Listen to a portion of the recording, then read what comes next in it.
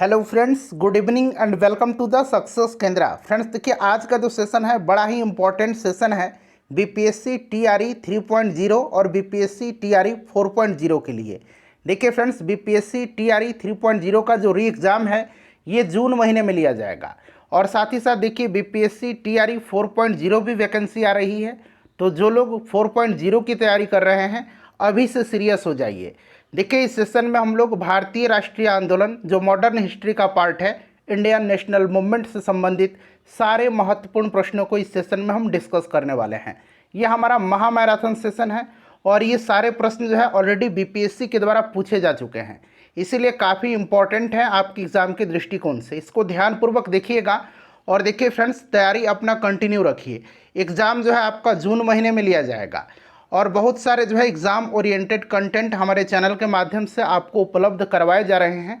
Channel से जुड़िए, channel को सब्सक्राइब कर लीजिए और जो बगल में बेल आइकन है, घंटी का निशान है, उसको भी ज़रूर दबा लीजिएगा ताकि जब भी कोई भी इम्पॉर्टेंट वीडियो बीपीएससी टीआरई 3.0 और 4.0 से संबंधित अपलोड किया जाए तो उसका नोटिफिकेशन सबसे पहले आपके पास पहुँच जाए।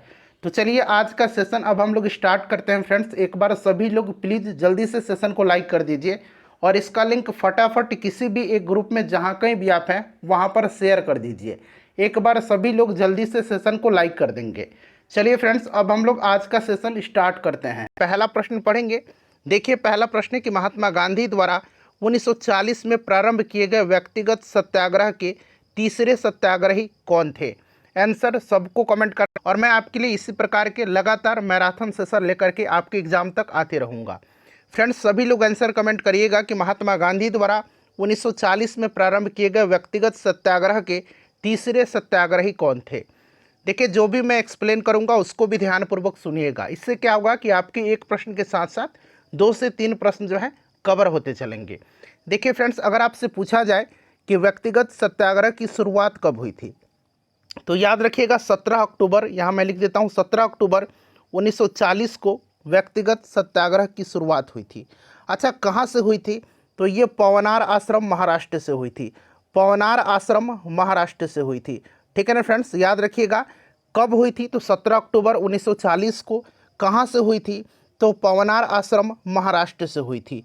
अच्छा, इसके प्रथम सत्याग्रही कौन थे? तो प्रथम सत्याग्रही विनोबा भावे थे। दूसरे सत्याग्रही कौन थे? तो पंडित जवाहरलाल नेहरू थे। और प्रश्न में आपसे पूछा गया है कि तीसरे सत्याग्रही कौन थे, तो अब आपको तीसरे सत्याग्रही का भी नाम याद रखना है क्योंकि बीपीएससी यह प्रश्न पूछ लिया है। तो तीसरे सत्याग्रही ब्रह्मदत्त थे। ऑप्शन यहाँ पर डी बिल्कुल राइट आंसर हो जाएगा। ठीक है ना, ब्रह्मदत्त तीसरे सत्याग्रही थे। ये तो राष्ट्रीय स्तर की बात हो गई। अब आते हैं बिहार स्तर पर। तो यहाँ पर आप ध्यान दीजिएगा, पहले इसका मैं आंसर टिक लगा देता हूँ, ब्रह्मदत्त। अच्छा, बिहार में अगर हम बात करते हैं, बिहार में व्यक्तिगत सत्याग्रह की शुरुआत कब हुई थी? तो 28 नवंबर 1940 को। 28 नवंबर 1940 को हम बिहार की बात कर रहे हैं। 28 नवंबर 1940 को बिहार में व्यक्तिगत सत्याग्रह शुरू हुआ था। इसके प्रथम सत्याग्रही बिहार में कौन थे?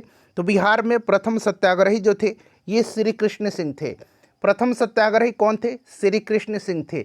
दूसरे सत्याग्रही बिहार में कौन थे? तो दूसरे सत्याग्रही जो थे ये आपके अनुग्रह नारायण सिंह थे। तो आप ये 2 नाम जरूर याद रखिएगा। चलिए फ्रेंड्स, अगला प्रश्न करेंगे। अब देखिए, 1946 ईस्वी में गठित अंतरिम सरकार के मंत्रिमंडल में श्रम विभाग किसे सौंपा गया था? श्रम विभाग जो है ये किसे सौंपा गया था? बड़ा ही इंपॉर्टेंट क्वेश्चन है। चलिए, 1946 में बनी अंतरिम सरकार में श्रम विभाग जो है यह बाबू जगजीवन राम को दिया गया था। बाबू जगजीवन राम, यहाँ पर right answer option number A हो जाएगा। और देखिए, राजेंद्र प्रसाद को खाद्य एवं कृषि विभाग दिया गया था और सैयद अली जहीर को विधि विभाग दिया गया था। सैयद अली जहीर को विधि विभाग दिया गया था। डॉक्टर राजेंद्र प्रसाद को खाद्य एवं कृषि विभाग दिया गया था। तो ये सारे पॉइंट्स अब आपको ध्यान रखना होगा। ठीक है ना फ्रेंड्स, चलिए अगला प्रश्न करेंगे। अब नेक्स्ट क्वेश्चन है हमारा कि 1946 में बनी अंतरिम सरकार में राजेंद्र प्रसाद के पास कौन सा विभाग? तो फ्रेंड्स, अभी मैंने आपको बताया था कि 1946 में बनी अंतरिम सरकार में डॉक्टर राजेंद्र प्रसाद के पास कौन सा विभाग था? तो खाद्य एवं कृषि विभाग था। तो यहाँ पर option number D right answer हो जाएगा, खाद्य एवं कृषि विभाग। चलिए, उसके बाद नेक्स्ट क्वेश्चन देखिएगा कि अंतरिम सरकार में वित्त मंत्री कौन थे? अंतरिम सरकार में वित्त मंत्री कौन थे? बताएंगे सभी लोग, आंसर कमेंट करिए। अंतरिम सरकार में वित्त मंत्री कौन थे? तो फ्रेंड्स देखिए, अंतरिम सरकार में वित्त मंत्री जो थे ये लियाकत अली खान थे। लियाकत अली राइट आंसर हो जाएगा, option number A correct answer हो जाएगा। ठीक है ना, बड़ा ही इंपॉर्टेंट है फ्रेंड्स, आप ज़रूर ध्यान रखिएगा। हम लोग सारे महत्वपूर्ण प्रश्नों को ही हम लोग आज इस सेशन में रिवीजन करेंगे। ठीक है ना, चलिए उसके बाद नेक्स्ट क्वेश्चन है, थोड़ा सा लंबा सेशन रहने वाला है बट आपके लिए बड़ा ही यूजफुल है। देखिए, भारत के विभाजन के समय भारतीय राष्ट्रीय कांग्रेस का अध्यक्ष कौन था? बताएंगे इसका राइट आंसर क्या हो जाएगा। भारत के विभाजन के समय भारतीय राष्ट्रीय कांग्रेस का अध्यक्ष कौन था? चलिए बताएंगे इसका राइट आंसर क्या हो जाएगा। तो फ्रेंड्स देखिए, भारत के विभाजन के समय जेबी कृपलानी भारतीय राष्ट्रीय कांग्रेस के अध्यक्ष थे। जेबी कृपलानी राइट आंसर हो जाएगा। और इनके इस्तीफे देने के बाद डॉक्टर राजेंद्र प्रसाद अध्यक्ष बनाए गए थे। ठीक है ना, यहाँ पर देखिए जेबी कृपलानी, यहाँ पर option number A correct answer हो जाएगा। चलिए अगला प्रश्न करेंगे। नेक्स्ट क्वेश्चन है कि इनमें से कौन कैबिनेट मिशन के सदस्य नहीं थे? कैबिनेट मिशन के सदस्य इनमें से कौन नहीं थे? देखिए, कैबिनेट मिशन की बात करते हैं तो कैबिनेट मिशन 24 मार्च 1946 को दिल्ली आया था। कहाँ पर? दिल्ली आया था। और साइमन कमीशन बम्बे आया था। ठीक है ना, कैबिनेट मिशन 24 मार्च 1946 को दिल्ली आया था और इसके अध्यक्ष लॉर्ड पैंथिक लॉरेंस भारत सचिव थे। और इनके अन्य दो सदस्य थे स्टेफोर्ड क्रिप्स और एबी अलेक्जेंडर। ठीक है ना, तो यहाँ पर आप देखेंगे तो आपका बेबल यह सदस्य नहीं थे। ठीक है ना, कैबिनेट मिशन के, तो ऑप्शन नंबर यहाँ पर बी राइट आंसर हो जाएगा। चलिए उसके बाद नेक्स्ट क्वेश्चन है कि कैबिनेट मिशन भारत में आया, तो अभी मैंने आपको बताया था मार्च 1946 में आया था। मार्च 1946 में आया था। ठीक है ना, तो यहाँ पर इसका राइट आंसर क्या हो जाएगा। मार्च 1946 में कैबिनेट मिशन आया था, तो इनमें से कोई नहीं यहाँ पर राइट आंसर हो जाएगा। कैबिनेट मिशन भारत 1946 में आया था। तो यहाँ पर ऑप्शन नंबर यहाँ पर इसका कौन सा हो जाएगा? ऑप्शन ई हो जाएगा, उपरोक्त में से कोई नहीं। ठीक है ना, इसको आप ध्यान रखिएगा। चलिए उसके बाद नेक्स्ट क्वेश्चन करेंगे कि सुभाष चंद्र बोस ने निकोबार द्वीप समूह को नया नाम दिया था। बताइए क्या नाम दिया था इन्होंने निकोबार द्वीप समूह को? सभी लोग आंसर कमेंट करिएगा। देखिए, आज़ाद हिंद फौज के साथ अंडमान निकोबार द्वीप को ब्रिटिश साम्राज्य से मुक्त कराने के बाद नेताजी सुभाष चंद्र बोस ने वहां अपना ध्वज फहराया और अंडमान द्वीप का नाम शहीद रखा। अंडमान द्वीप का नाम रखा था शहीद और निकोबार द्वीप का नाम स्वराज रखा था। निकोबार द्वीप का नाम रखा था स्वराज और अंडमान द्वीप का नाम क्या रखा था? शहीद रखा था। अंडमान का नाम शहीद द्वीप रखा था। ठीक है ना, यहाँ मैं लिख देता हूँ अंडमान का नाम शहीद द्वीप और निकोबार द्वीप का स्वराज द्वीप रखा था। इसलिए ऑप्शन नंबर यहाँ पर ए राइट आंसर हो जाएगा। देखिए, अखिल भारतीय फॉरवर्ड ब्लॉक की स्थापना के लिए सुभाष चंद्र बोस से कौन जुड़े और INA आंदोलन के साथ भी जुड़े रहें? बताइएगा इसका राइट आंसर क्या हो जाएगा। राइट आंसर इसका क्या हो जाएगा? अखिल भारतीय फॉरवर्ड ब्लॉक की स्थापना के लिए सुभाष चंद्र बोस से कौन जुड़े और INA आंदोलन के साथ भी जुड़े रहें? तो फ्रेंड्स ये कौन थे? तो ये सीलभद्र याजी थे। सीलभद्र याजी बिहार के एक स्वतंत्रता सेनानी थे जो महात्मा गांधी और सुभाष चंद्र बोस से जुड़े हुए थे। सीलभद्र याजी अखिल भारतीय फॉरवर्ड ब्लॉक की स्थापना के लिए सुभाष चंद्र बोस से जुड़े थे और INA आंदोलन में भी उनके साथ जुड़े रहें। तो यहाँ पर देखिए option number C right answer हो जाएगा, सीलभद्र याजी। ठीक है ना, चलिए उसके बाद अगला प्रश्न है कि सुभाष चंद्र बोस के नाम के पहले सम्मान सूचक नेताजी किस देश में जोड़ा गया? नेताजी किस देश में जोड़ा गया? चलिए बताएंगे राइट आंसर। देखिए, सुभाष चंद्र बोस के नाम से पूर्व नेताजी शब्द जो है जर्मन विदेश मंत्रालय के द्वारा प्रदान किया गया था। जर्मन विदेश मंत्रालय के द्वारा प्रदान किया गया था। तो यहाँ पर option number C Germany right answer हो जाएगा। और देखिए, इन्होंने 1939 में सुभाष चंद्र बोस जी ने 1939 में जो है फॉरवर्ड ब्लॉक की स्थापना किया था और फ्री इंडियन लीजन नामक सेना का भी इन्होंने गठन किया था। तो साथ साथ यह भी आप याद रखिएगा। चलिए अगला प्रश्न है कि फॉरवर्ड ब्लॉक किसके द्वारा स्थापित किया गया था? तो अभी मैंने आपको बताया था कि फॉरवर्ड ब्लॉक की स्थापना जो है सुभाष चंद्र बोस जी ने किया था मार्च 1999 में। ठीक है, 1939 में, 1939 में। ठीक है ना, तो यहाँ पर देखिए Subhash Chandra Bose, option number B correct answer हो जाएगा। ठीक है ना, फॉरवर्ड ब्लॉक किसके द्वारा स्थापित किया गया था? तो सुभाष चंद्र बोस जी के द्वारा। चलिए उसके बाद नेक्स्ट क्वेश्चन है हमारा कि इनमें से 1945-46 में दिल्ली में हुए INA के मुकदमों के पक्ष में पेश हुए वकील कौन थे? बड़ा ही इंपॉर्टेंट क्वेश्चन है ये, वीवीआई क्वेश्चन है, ठीक है ना। बताएंगे इसका राइट आंसर क्या हो जाएगा। इनमें से 1945-46 में दिल्ली में हुए आईएनए के मुकदमे के पक्ष में पेश हुए वकील कौन थे। तो देखिए फ्रेंड्स, 1945 में लाल किले में आज़ाद हिंद फौज की सिपाहियों के प्रसिद्ध मुकदमे की पैरवी कैलाश नाथ काटजू, सर तेज बहादुर सप्रू, जवाहरलाल नेहरू, भोला भाई देसाई इत्यादि कर रहे थे। और वकीलों के इस समूह की अध्यक्षता जो है भोला भाई देसाई ने किया था। तो यहाँ पर देखिए भोला भाई देसाई राइट आंसर इसका हो जाएगा, ठीक है ना। भोला भाई देसाई राइट आंसर हो जाएगा। और जो भी मैंने आपको नाम बताया है कि 1945 में लाल किले में आज़ाद हिंद फौज की सिपाहियों के प्रसिद्ध मुकदमे की पैरवी कैलाश नाथ काटजू, तेज बहादुर सप्रू, जवाहरलाल नेहरू, भोला भाई देसाई, ये सब कर रहे थे लोग, ठीक है ना। और इसकी अध्यक्षता भोला भाई देसाई ने किया था। तो यहाँ पर देखिए भोला भाई देसाई का नाम दिया गया है, अन्य नाम भी आपको याद रखना है। चलिए उसके बाद देखिए कौन सी घटना सबसे पहले हुई है, इसमें से कौन सी घटना सबसे पहले हुई है, चलिए बताइएगा। देखिए क्रिप्स मिशन का आगमन कब हुआ था। देखिए यहाँ पर दिया है क्रिप्स मिशन का आगमन मार्च 1942, ठीक है ना, मार्च 1942, ठीक है। भारत छोड़ो आंदोलन का प्रस्ताव अगस्त 1942, ठीक है ना। यहाँ पर मैं लिख देता हूँ अगस्त 1942। गवर्नर जनरल के पद पर लॉर्ड बेबल का आगमन तो अक्टूबर 1943, ठीक है ना। यहाँ मैं लिख दे रहा हूँ अक्टूबर 1943। और कैबिनेट मिशन का आगमन 1946, ठीक है, 1946। तो बताइए इनमें से सबसे पहले कौन सी घटना हुई है। तो सबसे पहले जो यहाँ पर हुई है आप देख सकते हैं मार्च 1942, क्रिप्स मिशन का आगमन, ठीक है ना, इम्पॉर्टेंट है, इसको याद रखिएगा। चलिए स्टेफोर्ड क्रिप्स के नेतृत्व में क्रिप्स मिशन का आगमन हुआ था। चलिए उसके बाद अगला प्रश्न हमारा कि आज़ाद दस्ता बिहार में किस आंदोलन के दौरान सक्रिय रहा था। आज़ाद दस्ता बिहार में किस आंदोलन के दौरान सक्रिय रहा था, बताएंगे सभी लोग आंसर इसका कमेंट करिएगा। देखिए फ्रेंड्स, भारत छोड़ो आंदोलन के दौरान जेल से फरार होने के बाद जयप्रकाश नारायण ने बिहार में आज़ाद दस्ता गठित कर आंदोलन चलाया था। तो यहाँ पर देखिए भारत छोड़ो आंदोलन, क्लियर ना। और भारत छोड़ो आंदोलन के समय इनको किस जेल में रखा गया था, तो हजारीबाग जेल में इनको रखा गया था। और राजेंद्र प्रसाद को बांकीपुर जेल में रखा गया था। ये दोनों प्रश्न बड़ा ही इंपॉर्टेंट है। चलिए उसके बाद नेक्स्ट क्वेश्चन हमारे कि भारत छोड़ो आंदोलन के दौरान इनमें से कौन हजारीबाग जेल से फरार हुए थे।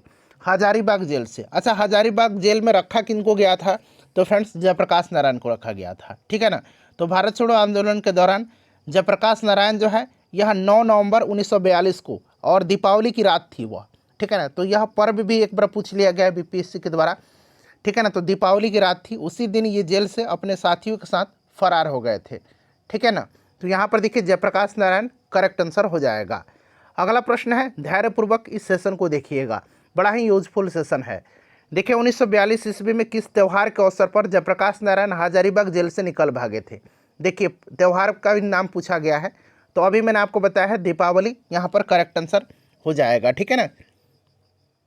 उसके बाद देखिए भारत छोड़ो आंदोलन के दौरान खुफिया रेडियो किसने प्रारंभ किया।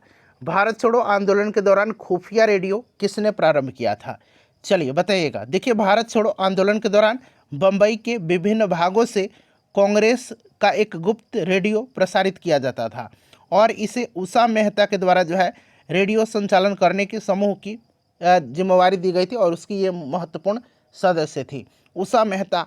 यहाँ पर राइट आंसर हो जाएगा option number A, correct answer हो जाएगा उषा मेहता, ठीक है ना।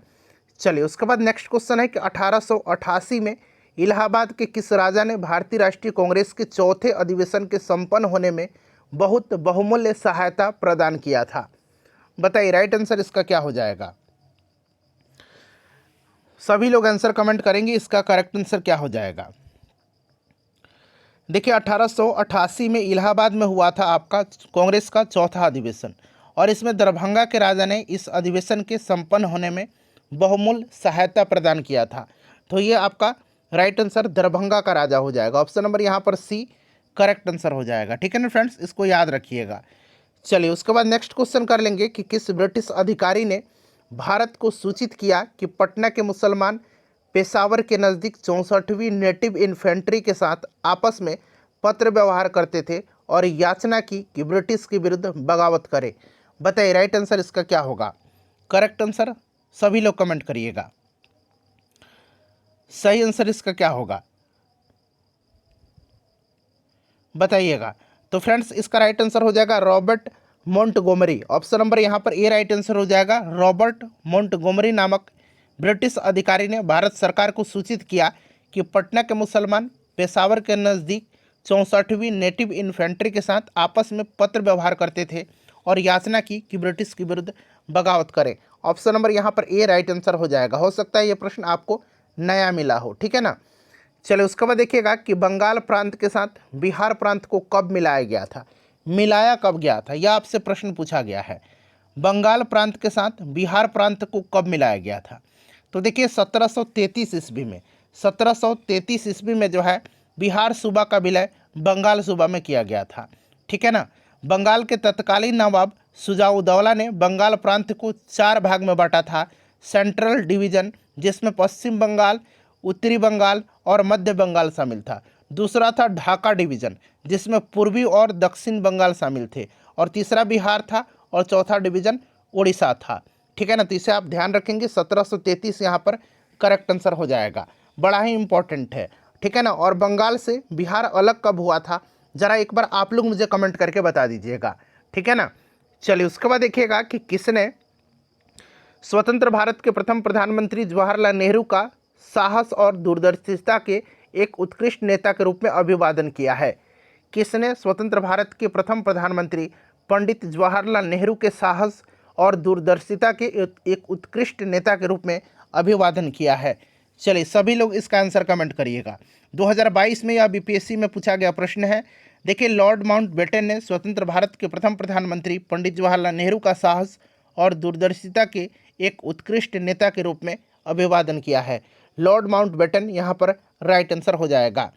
चलिए उसके बाद नेक्स्ट क्वेश्चन है कि किस घटना या किन घटनाओं ने ब्रिटिश प्रधानमंत्री क्लीमेंट एटली को सदमा पहुंचाया, जिसने घोषणा किया कि ब्रिटिश साम्राज्यवाद की इमारत को एक बड़ा झटका लगा है। चलिए सभी ऑप्शन अब आपको दिख रहा है, राइट आंसर कमेंट करिएगा। राइट आंसर इसका सभी लोग कमेंट करेंगे। तो देखिए आज़ाद हिंद फौज का सैन्य अभियान तथा शाही भारतीय जल सेना के विद्रोह जैसी घटनाओं से ब्रिटिश प्रधानमंत्री क्लीमेंट एटली को काफ़ी सदमा पहुंचा था और इन घटनाओं से प्रभावित होकर के उसने यह घोषणा की कि इससे ब्रिटिश साम्राज्यवाद की इमारत को एक बड़ा झटका लगा है। तो यहाँ पर आप देख सकते हैं आज़ाद हिंद फौज का सैन्य अभियान और शाही भारतीय जल सेना विद्रोह, ठीक है ना। तो इसको आप ध्यान रखिएगा।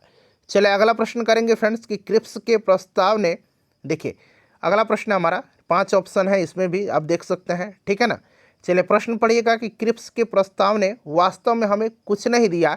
यदि हम प्रस्तावों को स्वीकार करते तो हमें भविष्य में पछताना पड़ता, ठीक है ना। युद्ध ने भारत को अपनी स्वतंत्रता प्राप्त करने का अच्छा अवसर प्रदान किया है। केवल एक वचन पर आधारित होने के कारण हमें इसे खोना नहीं चाहिए। यह शब्द किसने लिखा है।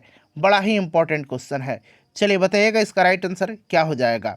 बड़ा ही इंपॉर्टेंट क्वेश्चन है, एक बार सभी लोग इसका आंसर कमेंट करिएगा, बताएंगे इसका राइट आंसर क्या होगा। सभी लोग इसका आंसर कमेंट करेंगे, इसका आंसर क्या होगा बताइए। तो फ्रेंड्स यह स्टेटमेंट जो है यह किसका है, तो यह स्टेटमेंट मौलाना अबुल कलाम आज़ाद जी का है, ठीक है ना। मौलाना अबुल कलाम आज़ाद ब्रिटिश शिष्टमंडल क्रिप्स मिशन द्वारा भारतीयों के समक्ष रखे जाने वाले प्रस्ताव के बारे में कहते हैं कि क्रिप्स के प्रस्ताव ने वास्तव में हमें कुछ नहीं दिया। यदि हम प्रस्तावों को स्वीकार करते तो हमें भविष्य में पछताना पड़ता और युद्ध ने भारत को अपनी स्वतंत्रता प्राप्त करने का अच्छा अवसर प्रदान किया था। केवल एक वचन पर आधारित होने के कारण हमें इसे खोना नहीं चाहिए। मौलाना अबुल कलाम आज़ाद जी का है ये स्टेटमेंट। चलिए अगला प्रश्न है, खाली स्थान दिया गया है। जवाहरलाल नेहरू के बौद्धिक विकास में फरवरी 1927 में ब्रुसेल्स कांग्रेस में औपनिवेशिक दमन और साम्राज्यवाद के विरुद्ध उनकी सक्रिय भागीदारी के साथ एक मोड़ आया। यह शब्द किसने लिखे हैं बताइएगा, यह शब्द किसने लिखा है।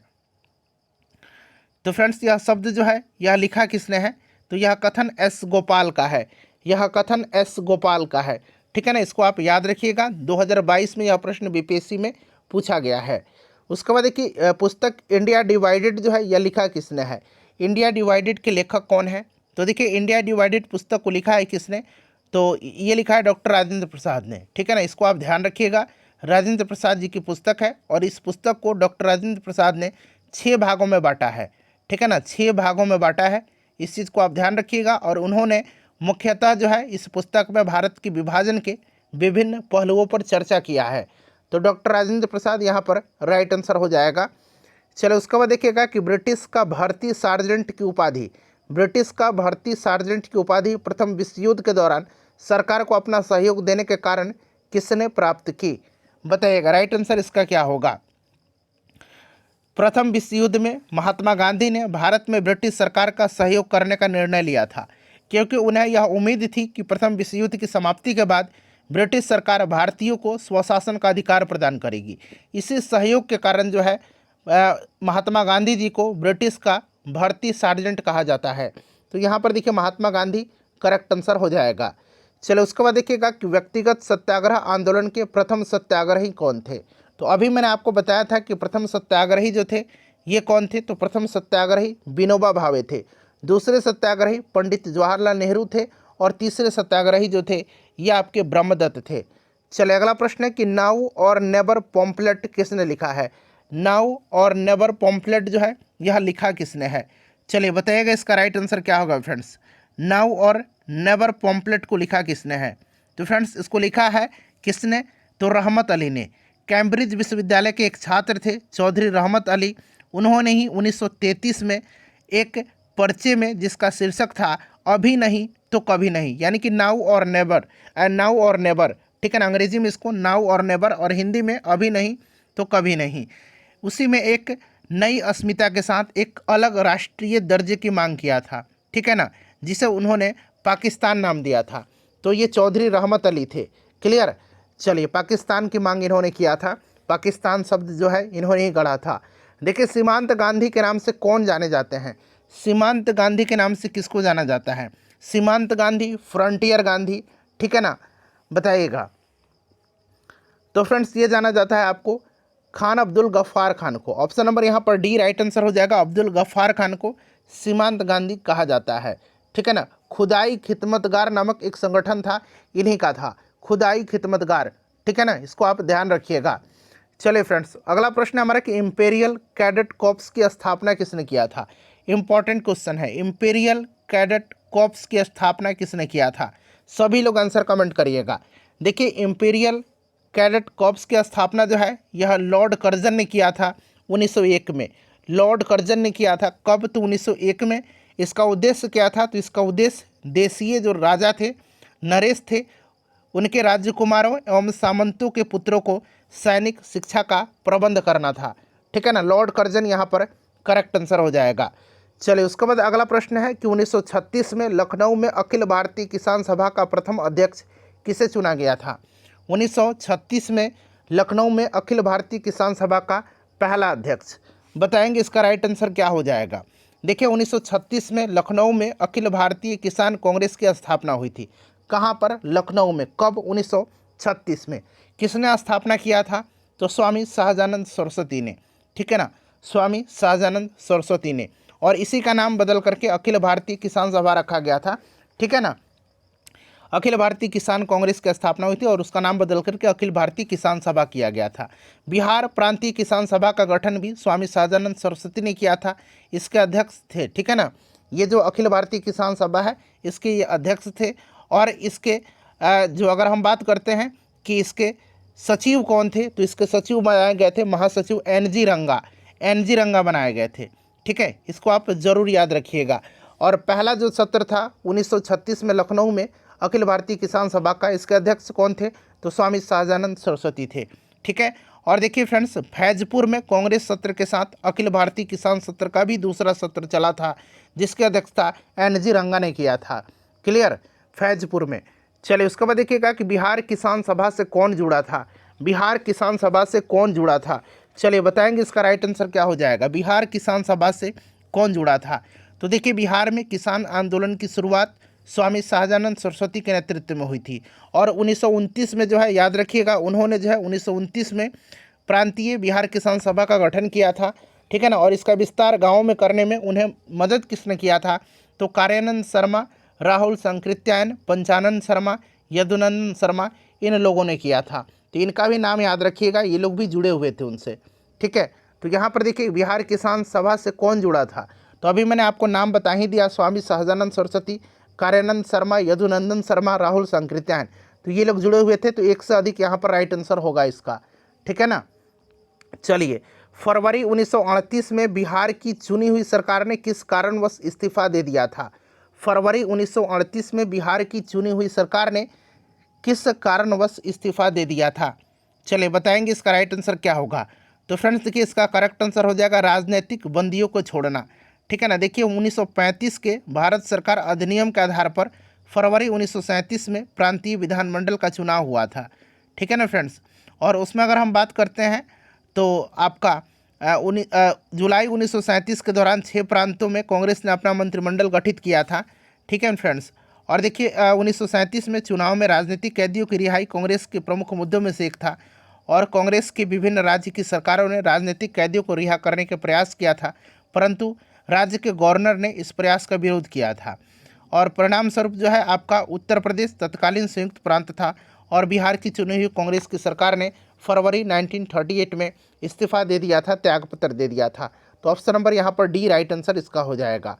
चलिए उसके बाद देखिएगा किस अधिनियम के बारे में जवाहरलाल नेहरू ने कहा था कि हमें एक ऐसी कार दी गई है जिसमें सब ब्रेक फेल थे किंतु इंजन नहीं था, सब ब्रेक थे किंतु इंजन नहीं था। हमें ऐसी कार दी गई है जिसमें सब ब्रेक थे परंतु उसमें इंजन ही नहीं था। तो बताएंगे इसका राइट आंसर क्या हो जाएगा। तो फ्रेंड्स इन्होंने कहा था 1934 का भारत शासन अधिनियम जो है उसी के बारे में, 1935 का भारत जो अधिनियम है 1935 का, इसी के बारे में इन्होंने कहा था, ठीक है ना फ्रेंड्स। इसको आप ध्यान रखिएगा, इंपॉर्टेंट है ये क्वेश्चन, क्लियर। चलिए अगला प्रश्न करेंगे कि किस डोगरा जनरल ने 1834 और 1841 के बीच लद्दाख, बाल्टिस्तान और तिब्बत के कुछ हिस्सों में सफल सैन्य अभियान का नेतृत्व किया था। किस डोगरा जनरल ने 1834 और 1841 के बीच लद्दाख, बाल्टिस्तान और तिब्बत के कुछ हिस्सों में सफल सैन्य अभियान का नेतृत्व किया था, बताइए करेक्ट आंसर इसका क्या होगा। तो फ्रेंड्स ये जोरावर सिंह थे, जोरावर सिंह राइट आंसर हो जाएगा, ठीक है ना। जोरावर सिंह राइट आंसर हो जाएगा, यहाँ पर करेक्ट आंसर आपका क्या हो जाएगा, जोरावर सिंह, ठीक है। तो यहाँ पर देखिए जोरावर सिंह करेक्ट आंसर हो जाएगा, ऑप्शन नंबर डी। चलिए उसके बाद देखिएगा कि भारत के वायसराय के रूप में किसके कार्यकाल में महान शहीद भगत सिंह, सुखदेव और राजगुरु को फांसी दी गई थी, बताइए राइट आंसर इसका क्या होगा। अच्छा इन तीनों लोगों को फांसी की सज़ा कब दी गई थी, तो ये भी आप याद रखेंगे, इनको फांसी हुई थी कब। तो फ्रेंड्स ये याद रखना आपको कब हुई थी, बताइए राइट आंसर क्या होगा। तो फ्रेंड्स इनकी 23 मार्च 1931 को, 23 मार्च 1931 को याद रखिएगा, ठीक है ना, 23 मार्च 1931 को। और देखिए उस समय वायसराय कौन था, तो उस समय वायसराय जो था ये लॉर्ड इरविन था, लॉर्ड इरविन राइट आंसर हो जाएगा, ठीक है ना, लॉर्ड इरविन करेक्ट आंसर हो जाएगा। चलिए निम्नलिखित में से कौन नील विद्रोह के नेता थे, नील विद्रोह के नेता इसमें से कौन थे, नील विद्रोह के नेता जो थे ये कौन थे, चलिए बताइएगा। 1859-60 में, 1859-60 में याद रखिएगा, 1859-60 में जो है बंगाल के नादिया जिले के गोविंदपुर गांव में प्रारंभ हुआ था नील विद्रोह, इंडिगो रिवॉल्ट। इसके नेता दिगंबर विश्वास और विष्णु चरण विश्वास थे। दीनबंधु मित्र के नाटक नील दर्पण में नील की खेती करने वाले किसानों का शोषण जो है वो चित्रित है, इसे भी आप ध्यान रखेंगे। यहाँ पर देखिए दिगंबर विश्वास और विष्णु चरण विश्वास नील विद्रोह के प्रणेता थे। चलिए उसके बाद देखिएगा कि भारतीय स्वतंत्रता संग्राम के दौरान प्रार्थना समाज की स्थापना किसने किया था, प्रार्थना समाज की स्थापना किसने किया था, चलिए बताएंगे सभी लोग इसका आंसर। देखिए फ्रेंड्स केशव चंद्र सेन की प्रेरणा से, केशव चंद्र सेन की प्रेरणा से जो है प्रार्थना समाज की स्थापना 1867 में 1867 में आत्माराम पांडुरंग, दादोबा पांडुरंग के द्वारा किया गया था, ठीक है। और 1869 में महादेव गोविंद रनाडे भी प्रार्थना समाज के सदस्य बने थे, क्लियर ना। तो यहाँ पर राइट आंसर आपका आत्माराम पांडुरंग हो जाएगा, ठीक है। चलिए यहाँ पर option number A right answer हो जाएगा, और दादोबा पांडुरंग भी थे इनके साथ। और 1869 में जो है महादेव गोविंद रनाडे, MG रनाडे प्रार्थना समाज के सदस्य बने थे। 1867 में जो है इसकी स्थापना हुआ था, किसने किया था? तो आत्माराम पांडुरंग और दादोबा पांडुरंग के द्वारा। चलिए उसके बाद देखिएगा कि ब्रिटिश शासन के दौरान निम्नलिखित घटनाओं को कालानुक्रम व्यवस्थित कीजिए। ब्रिटिश शासन के दौरान निम्नलिखित घटनाओं को कालानुक्रम व्यवस्थित करिए। चलिए एक एक करके व्यवस्थित करेंगे। तो यहाँ पर देखिए दांडी मार्च, तो फ्रेंड्स ये 1930 की घटना है, ठीक है ना। साइमन आयोग कब आया था? साइमन कमीशन, इसका गठन किया गया था 1927 में। और आया था कब? तो एक बार आप लोग मुझे कमेंट करके बताइए कि साइमन कमीशन भारत कब आया था, ठीक है। चलिए पूना समझौता कब हुआ था? तो ये 1932 में हुआ था। और गांधी इरविन पैक्ट जो है यह कब हुआ था? तो पूना समझौता जो है ये आपका 1932 और गांधी इरविन पैक्ट 1931, 5 मार्च 1931 को। गांधी इरविन पैक्ट 5 मार्च 1931, डेट सहित याद रखना है, ठीक है। चलिए और साइमन कमीशन 3 फरवरी 1928 को आया था बॉम्बे। तो इसमें से अब आप लोग बताइएगा कि आपको व्यवस्थित करना है। तो सबसे पहले आपका कौन सा हो जाएगा? बी हो जाएगा, ठीक है। उसके बाद आपका हो जाएगा कौन सा? तो ए हो जाएगा, फिर आपका सी हो जाएगा और फिर आपका डी हो जाएगा ना, फिर आपका सी होगा। BADC, BADC, जो कि BADC ऑप्शन नंबर बी में दिख रहा है। चलिए किसके द्वारा कलकत्ता में एशियाटिक सोसाइटी की स्थापना की गई थी? BBI क्वेश्चन है, किसके द्वारा कलकत्ता में एशियाटिक सोसाइटी की स्थापना की गई थी? कलकत्ता में एशियाटिक सोसाइटी की स्थापना कब हुई थी? तो 1784 में। याद रखिएगा कब हुई थी? 1784 में। किसके द्वारा किया गया था? तो विलियम जोन्स के द्वारा किया गया था। और इस संस्था के तहत जो है महत्वपूर्ण भारतीय ग्रंथों का अंग्रेजी में अनुवाद भी हुआ था। तो ये भी आप याद रखेंगे, विलियम जोन्स यहाँ पर राइट आंसर हो जाएगा। देखिए बहिष्कृत भारत जर्नल किसके द्वारा शुरू किया गया है? बहिष्कृत भारत जर्नल जो है यह किसके द्वारा शुरू किया गया है? तो फ्रेंड्स यह शुरू किया है किसने? बहिष्कृत भारत जर्नल, तो ये बाबा साहब अम्बेडकर के द्वारा शुरू किया गया है, ठीक है। 1924 में बम्बई में बहिष्कृत हितकारिणी सभा नामक एक संस्था भी इन्होंने बनाई थी। बहिष्कृत हितकारिणी सभा की स्थापना किसने किया था? तो बाबा साहब अम्बेडकर ने 1924 में, ये भी याद रखिएगा। और बहिष्कृत भारत जर्नल इन्होंने ही शुरू किया था, ठीक है, बाबा साहब अम्बेडकर जी ने। चलिए अगला प्रश्न करेंगे कि भारतीय राष्ट्रीय कांग्रेस ने किस गोलमेज सम्मेलन में भाग नहीं लिया था? तो भारतीय राष्ट्रीय कांग्रेस ने जो है पहला और तीसरा गोलमेज सम्मेलन में भाग नहीं लिया था, ठीक है ना, भाग नहीं लिया था पहला और तीसरा में, ठीक है। दूसरे गोलमेज सम्मेलन में भारतीय राष्ट्रीय कांग्रेस ने हिस्सा लिया था। दूसरा गोलमेज, देखिए पहला गोलमेज सम्मेलन 1930 में हुआ था, दूसरा 1931 में हुआ था और तीसरा 1932 में हुआ था। ये आप क्रम से याद रखिएगा। और दूसरे गोलमेज सम्मेलन में जो है 1931 में इसमें कांग्रेस के एकमात्र प्रतिनिधि के रूप में गांधी जी ने हिस्सा लिया था, ठीक है ना, इसको आप ध्यान रखिएगा। चलिए तो यहाँ पर आपका राइट आंसर क्या हो जाएगा? किसमें हिस्सा नहीं लिया था? तो हिस्सा इन्होंने नहीं लिया था पहला और तीसरा में। तो इस प्रकार से इसका राइट आंसर क्या हो जाएगा? एक से अधिक हो जाएगा, ठीक है ना। चलिए उसके बाद नेक्स्ट क्वेश्चन है कि प्रसिद्ध गांधी इरविन समझौता कब हुआ था? गांधी इरविन पैक्ट, इसको दिल्ली समझौता के नाम से भी जाना जाता है। गांधी इरविन पैक्ट हुआ था कब? गांधी इरविन पैक्ट हुआ था 5 मार्च 1931 को। 5 मार्च 1931 को गांधी इरविन पैक्ट हुआ था, 5 मार्च 1931 को, ठीक है ना, इसे आप याद रखिएगा 5 मार्च 1931 को। चलिए तीनों गोलमेज सम्मेलनों में किसने भाग लिया था? तीनों गोलमेज सम्मेलन, जो तीनों राउंड टेबल कॉन्फ्रेंसेस हुए थे, उसमें भाग किसने लिया था? बताइए राइट आंसर क्या हो जाएगा? तो भीमराव अंबेडकर जी ने तीनों गोलमेज सम्मेलनों में भाग लिया था। दूसरा गोलमेज सम्मेलन में गांधी जी ने कांग्रेस का एकमात्र प्रतिनिधित्व किया था। और इसके अलावा सरोजनी नायडू और मदन मोहन मालवीय ने भी आपका जो दूसरा गोलमेज सम्मेलन था उसमें हिस्सा लिया था। यहाँ पर आपका आपका भीमराव अंबेडकर करेक्ट आंसर हो जाएगा ऑप्शन नंबर सी, ठीक है ना। इन्होंने तीनों गोलमेज सम्मेलनों में हिस्सा लिया है। चलिए स्वराज दल की स्थापना बिहार में किसने की थी? बिहार में पूछा गया है, तो बिहार में स्वराज दल की स्थापना किया गया था श्री कृष्ण सिंह जी के नेतृत्व में। श्री कृष्ण सिंह जी के नेतृत्व में हुआ था बिहार में, ठीक है ना, इसको आप ध्यान रखिएगा। क्लियर? श्री कृष्ण सिंह जी के द्वारा। चलिए और वैसे आपको स्वराज दल की स्थापना जो है मोतीलाल नेहरू और चित्तरंजन दास ने किया था, ये तो आपको पहले से भी पता है, ठीक है ना। चलिए उसके बाद नेक्स्ट क्वेश्चन करेंगे कि 20 फरवरी 1947 को प्रधानमंत्री एटली ने भारत से ब्रिटिश शासन को कब तक वापस लेने की घोषणा किया था? कब तक वापस लेने की घोषणा किया था? चलिए ब्रिटेन के प्रधानमंत्री क्लीमेंट एटली ने जो है भारत से ब्रिटिश शासन को कब तक वापस लेने की घोषणा किया था? 20 फरवरी 1947 को। बताइएगा। तो देखिए, ब्रिटेन के प्रधानमंत्री क्लीमेंट एटली ने 20 फरवरी 1947 को हाउस ऑफ कॉमन्स में यह घोषणा किया था कि ब्रिटेन जून 1948 से पहले ही उत्तरदायी लोगों को सत्ता हस्तांतरित करने के उपरांत भारत को स्वतंत्रता प्रदान करेगा। यहाँ पर देखिए जून 1948 राइट आंसर इसका हो जाएगा। चलिए, आज़ादी के समय ब्रिटेन के प्रधानमंत्री कौन थे, ये भी प्रश्न बनता है, तो क्लीमेंट एटली याद रखिएगा। ऑल इंडिया हरिजन संघ की स्थापना 1932 में किसके द्वारा किया गया था? ऑल इंडिया हरिजन संघ की स्थापना, बताइएगा। करेक्ट आंसर इसका क्या हो जाएगा? करेक्ट आंसर इसका क्या हो जाएगा? राइट आंसर बताइए सभी लोग। तो फ्रेंड्स, इसकी स्थापना किसने किया था? महात्मा गांधी जी ने किया था ना। महात्मा गांधी राइट आंसर हो जाएगा, ठीक है ना। महात्मा गांधी करेक्ट आंसर हो जाएगा। यहाँ पर राइट आंसर इसका हो जाएगा आपका महात्मा गांधी। 1932 में महात्मा गांधी के द्वारा ऑल इंडिया हरिजन संघ की स्थापना हुआ था, ठीक है। पहले इस संगठन का नाम क्या था?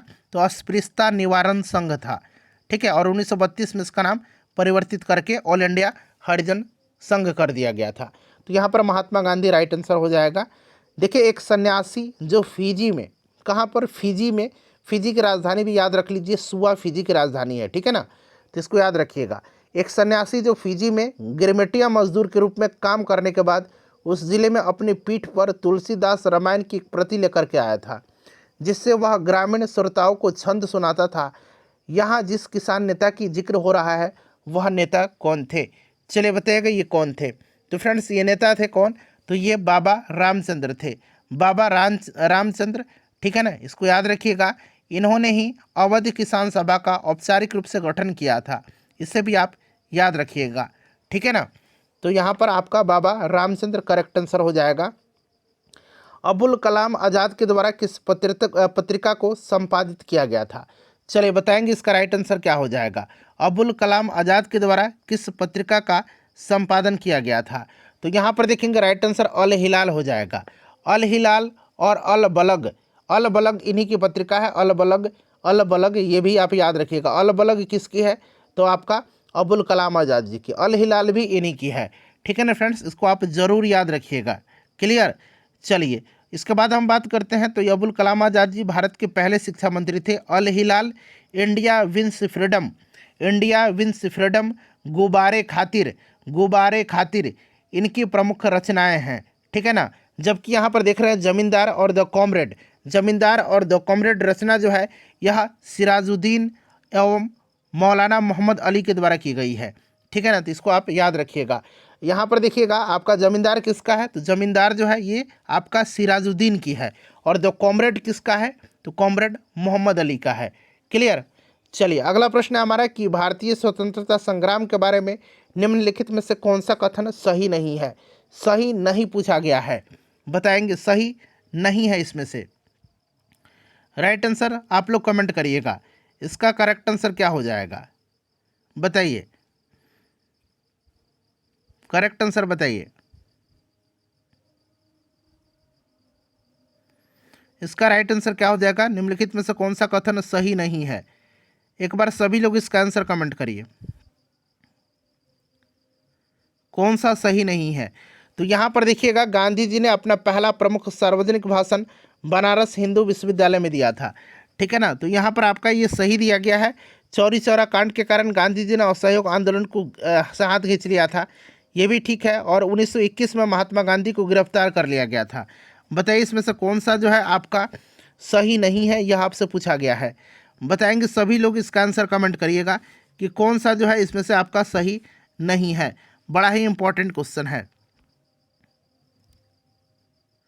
सभी लोग आंसर कमेंट करिएगा। तो यहाँ पर देखिए option number A right answer हो जाएगा। 1921 में महात्मा गांधी को गिरफ्तार कर लिया गया था।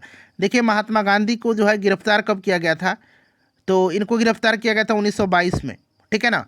तो 1922 में हुआ था, तो यहाँ पर 1921 दिया गया जो कि आपका गलत है, ठीक है फ्रेंड्स। तो ये सब ध्यान रखना है। इस तरह का प्रश्न जो है बीपीएससी अब पूछ रहा है, क्लियर।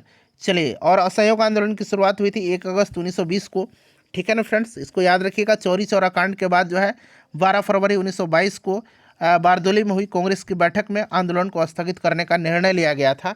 चलिए, उसके बाद देखिएगा कि स्वतंत्रता संग्राम के दौरान भारतीय राज्यों कश्मीर, हैदराबाद के निज़ाम, त्रावणकोर आदि जैसे भारतीय शासकों द्वारा शासित राज्यों में एक समानांतर आंदोलन शुरू किया गया था, उसका नाम क्या है? उसका नाम आपसे पूछा जा रहा है, उसका नाम क्या है? तो उसका नाम था प्रजामंडल आंदोलन। उसका नाम था प्रजामंडल आंदोलन। इम्पॉर्टेंट है, ठीक है ना, इसको आप ध्यान रखिएगा, प्रजामंडल आंदोलन, ठीक है ना। चलिए, 1906 में आयोजित भारतीय राष्ट्रीय कांग्रेस के कलकत्ता अधिवेशन में भारत के लिए स्वराज का झंडा किसके द्वारा फहराया गया था? किसके द्वारा फहराया गया था? 1906 में जो भारतीय राष्ट्रीय कांग्रेस का कलकत्ता में अधिवेशन हुआ था, इसकी अध्यक्षता दादा भाई नौरोजी ने किया था और इसी अधिवेशन में स्वराज, स्वदेशी, बहिष्कार एवं राष्ट्रीय शिक्षा संबंधी प्रस्ताव पारित किए गए थे और स्वराज का झंडा दादा भाई नौरोजी ने फहराया था। तो यहाँ पर देखिए दादा भाई नौरोजी राइट आंसर इसका हो जाएगा। देखिए, प्रथम बार संघर्ष के तरीकों के रूप में स्वदेशी एवं बहिष्कार किसके दौरान अपनाए गए थे? यहाँ पर देखिए option A, B, C, D, E सब दिखाई दे रहा है। बताइएगा कि प्रथम बार संघर्ष के तरीकों के रूप में स्वदेशी एवं बहिष्कार किसके दौरान अपनाए गए थे? सभी लोग आंसर कमेंट करिएगा, सभी लोग आंसर कमेंट करिए। इसका करेक्ट आंसर क्या हो जाएगा? बताइए, राइट आंसर इसका क्या हो जाएगा?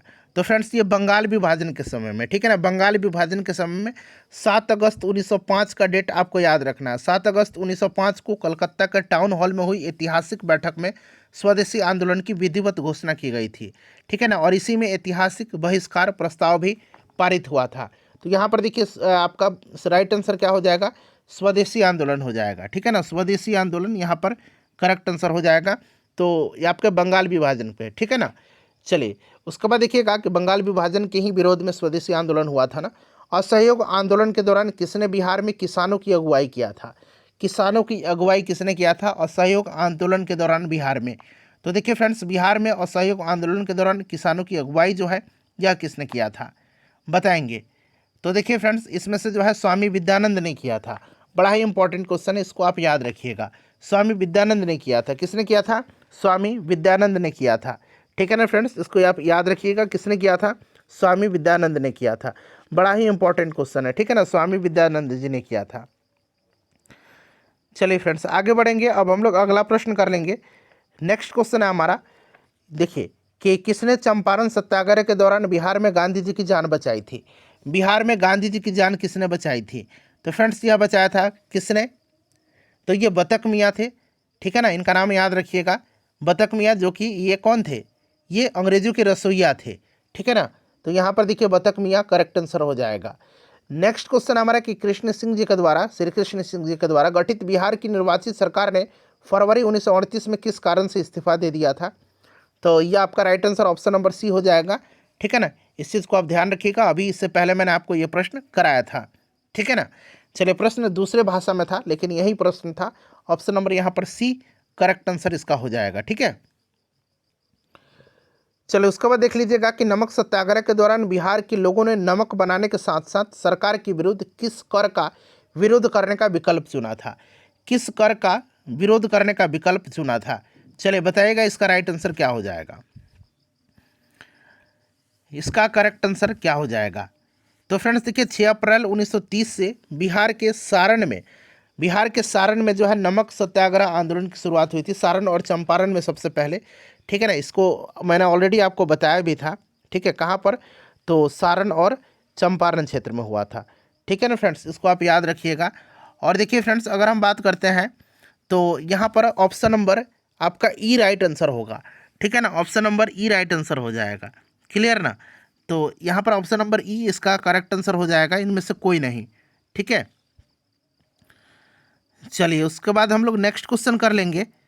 अगला प्रश्न है हमारा, नमक सत्याग्रह के दौरान कौन सा जो है आपका नमक बनाने के साथ साथ सरकार के विरुद्ध कर का विरोध किया गया था? तो ये आपका कौन सा कर था फ्रेंड्स, बताइए? तो फ्रेंड्स, ये आपका चौकीदारी कर था। तो ऑप्शन में तो चौकीदारी कर कहीं दिया ही नहीं गया है ना। चलिए, चौकीदारी कर बंदी आंदोलन, ठीक है ना, जो कि सबसे पहले बेतिया में चलाया गया था। चलिए, अगला प्रश्न हमारे कि 1929 में खुदाई खिदमतगार किसने संगठित किया था? खुदाई खिदमतगार, मैंने आपको अभी बताया था कि खुदाई खिदमतगार ये संगठित किया था खान अब्दुल गफ्फार खान ने। इनको सीमांत गांधी भी कहा जाता है, ठीक है ना। और इन्होंने ही रेड शर्ट यानी कि लाल कुर्ती के नाम से जो है एक संगठन बनाया था, लाल कुर्ती के नाम से, यह भी आप ध्यान रखिएगा, ठीक है ना। तो यहाँ पर आपका खान अब्दुल गफ्फार खान हो जाएगा। चलो, उसके बाद देखिएगा कि दांडी यात्रा कितने दिन चली थी? दांडी यात्रा चली थी कितने दिन? दांडी यात्रा चली थी कितने दिन? दांडी यात्रा चली थी कब, बताइए। तो दांडी यात्रा चली थी फ्रेंड्स 24 दिन तक। कितने दिन तक? 24 दिन तक चली थी। 12 मार्च 1930 को स्टार्ट हुआ था, ठीक है ना, और 6 अप्रैल 1930 को दांडी में इन्होंने सांकेतिक रूप से नमक बना करके नमक कानून तोड़ा और इसके साथ ही सविनय अवज्ञा आंदोलन स्टार्ट हो गया था। तो ये 24 दिन तक चला था, ठीक है ना फ्रेंड्स। और इसमें कितने अनुयायियों ने भाग लिया था? तो 78, ये भी आप ध्यान रखिएगा, ठीक है ना। चलिए अगला प्रश्न कि 1930 में महात्मा गांधी ने सविनय अवज्ञा आंदोलन कहाँ से प्रारंभ किया था? प्रारंभ इन्होंने कहाँ से किया था? तो प्रारंभ इन्होंने दांडी से ही तो किया था, ठीक है ना। तो नहीं, साबरमती से किया था ना, साबरमती आश्रम से किया था। और ये दांडी पहुंच करके नमक बनाते हैं, नमक कानून तोड़ते हैं और फिर सविनय अवज्ञा आंदोलन की शुरुआत होती है। तो साबरमती आश्रम से स्टार्ट हुआ था। तो यहाँ पर ऑप्शन डी राइट आंसर हो जाएगा, ठीक है ना। चलिए फ्रेंड्स अगला प्रश्न है हमारा कि बारदोली सत्याग्रह का सफल नेतृत्व किसने किया था? बारदोली सत्याग्रह का सफल नेतृत्व किसने किया था? चलिए बताइएगा, राइट आंसर इसका क्या हो जाएगा? बारदोली सत्याग्रह का सफल नेतृत्व किसने किया था?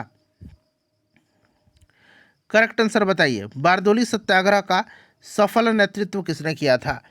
चलिए बारदोली सत्याग्रह, तो ये सरदार वल्लभ भाई पटेल थे। ऑप्शन नंबर यहाँ पर ए राइट आंसर हो जाएगा, ठीक है ना, सरदार वल्लभ भाई पटेल यहाँ पर करेक्ट आंसर हो जाएगा।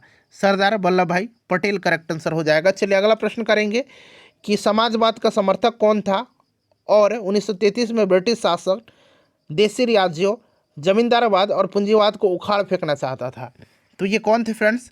तो ये पंडित जवाहरलाल नेहरू थे। नेहरू का समाजवाद सोवियत संघ के समाजवाद से प्रभावित था, ठीक है ना, इस चीज़ को आप याद रखिएगा। और 1927 में ये सोवियत संघ की यात्रा पर भी गए थे। तो यहाँ पर जवाहरलाल नेहरू राइट आंसर हो जाएगा। चलिए 1929 के कांग्रेस अधिवेशन में पूर्ण स्वराज का पताका किसने उठाया था? 1929 का जो कांग्रेस का अधिवेशन हुआ था, यह आपका इसकी अध्यक्षता कहाँ पर हुई थी, किसने किया था? तो पंडित जवाहरलाल नेहरू ने किया था, ठीक है ना, इसको याद रखिएगा, ठीक है ना फ्रेंड्स। और देखिए इसमें से अगर हम बात करते हैं तो इसमें से पंडित जवाहरलाल नेहरू ने पूर्ण स्वराज का लक्ष्य घोषित किया था, ठीक है ना। और उन्होंने 31 दिसंबर 1929 को मध्य रात्रि का जब 12 बजा तो इन्होंने जो है लाहौर के रावी नदी के तट पर भारतीय स्वतंत्रता का झंडा फहराया था, ठीक है।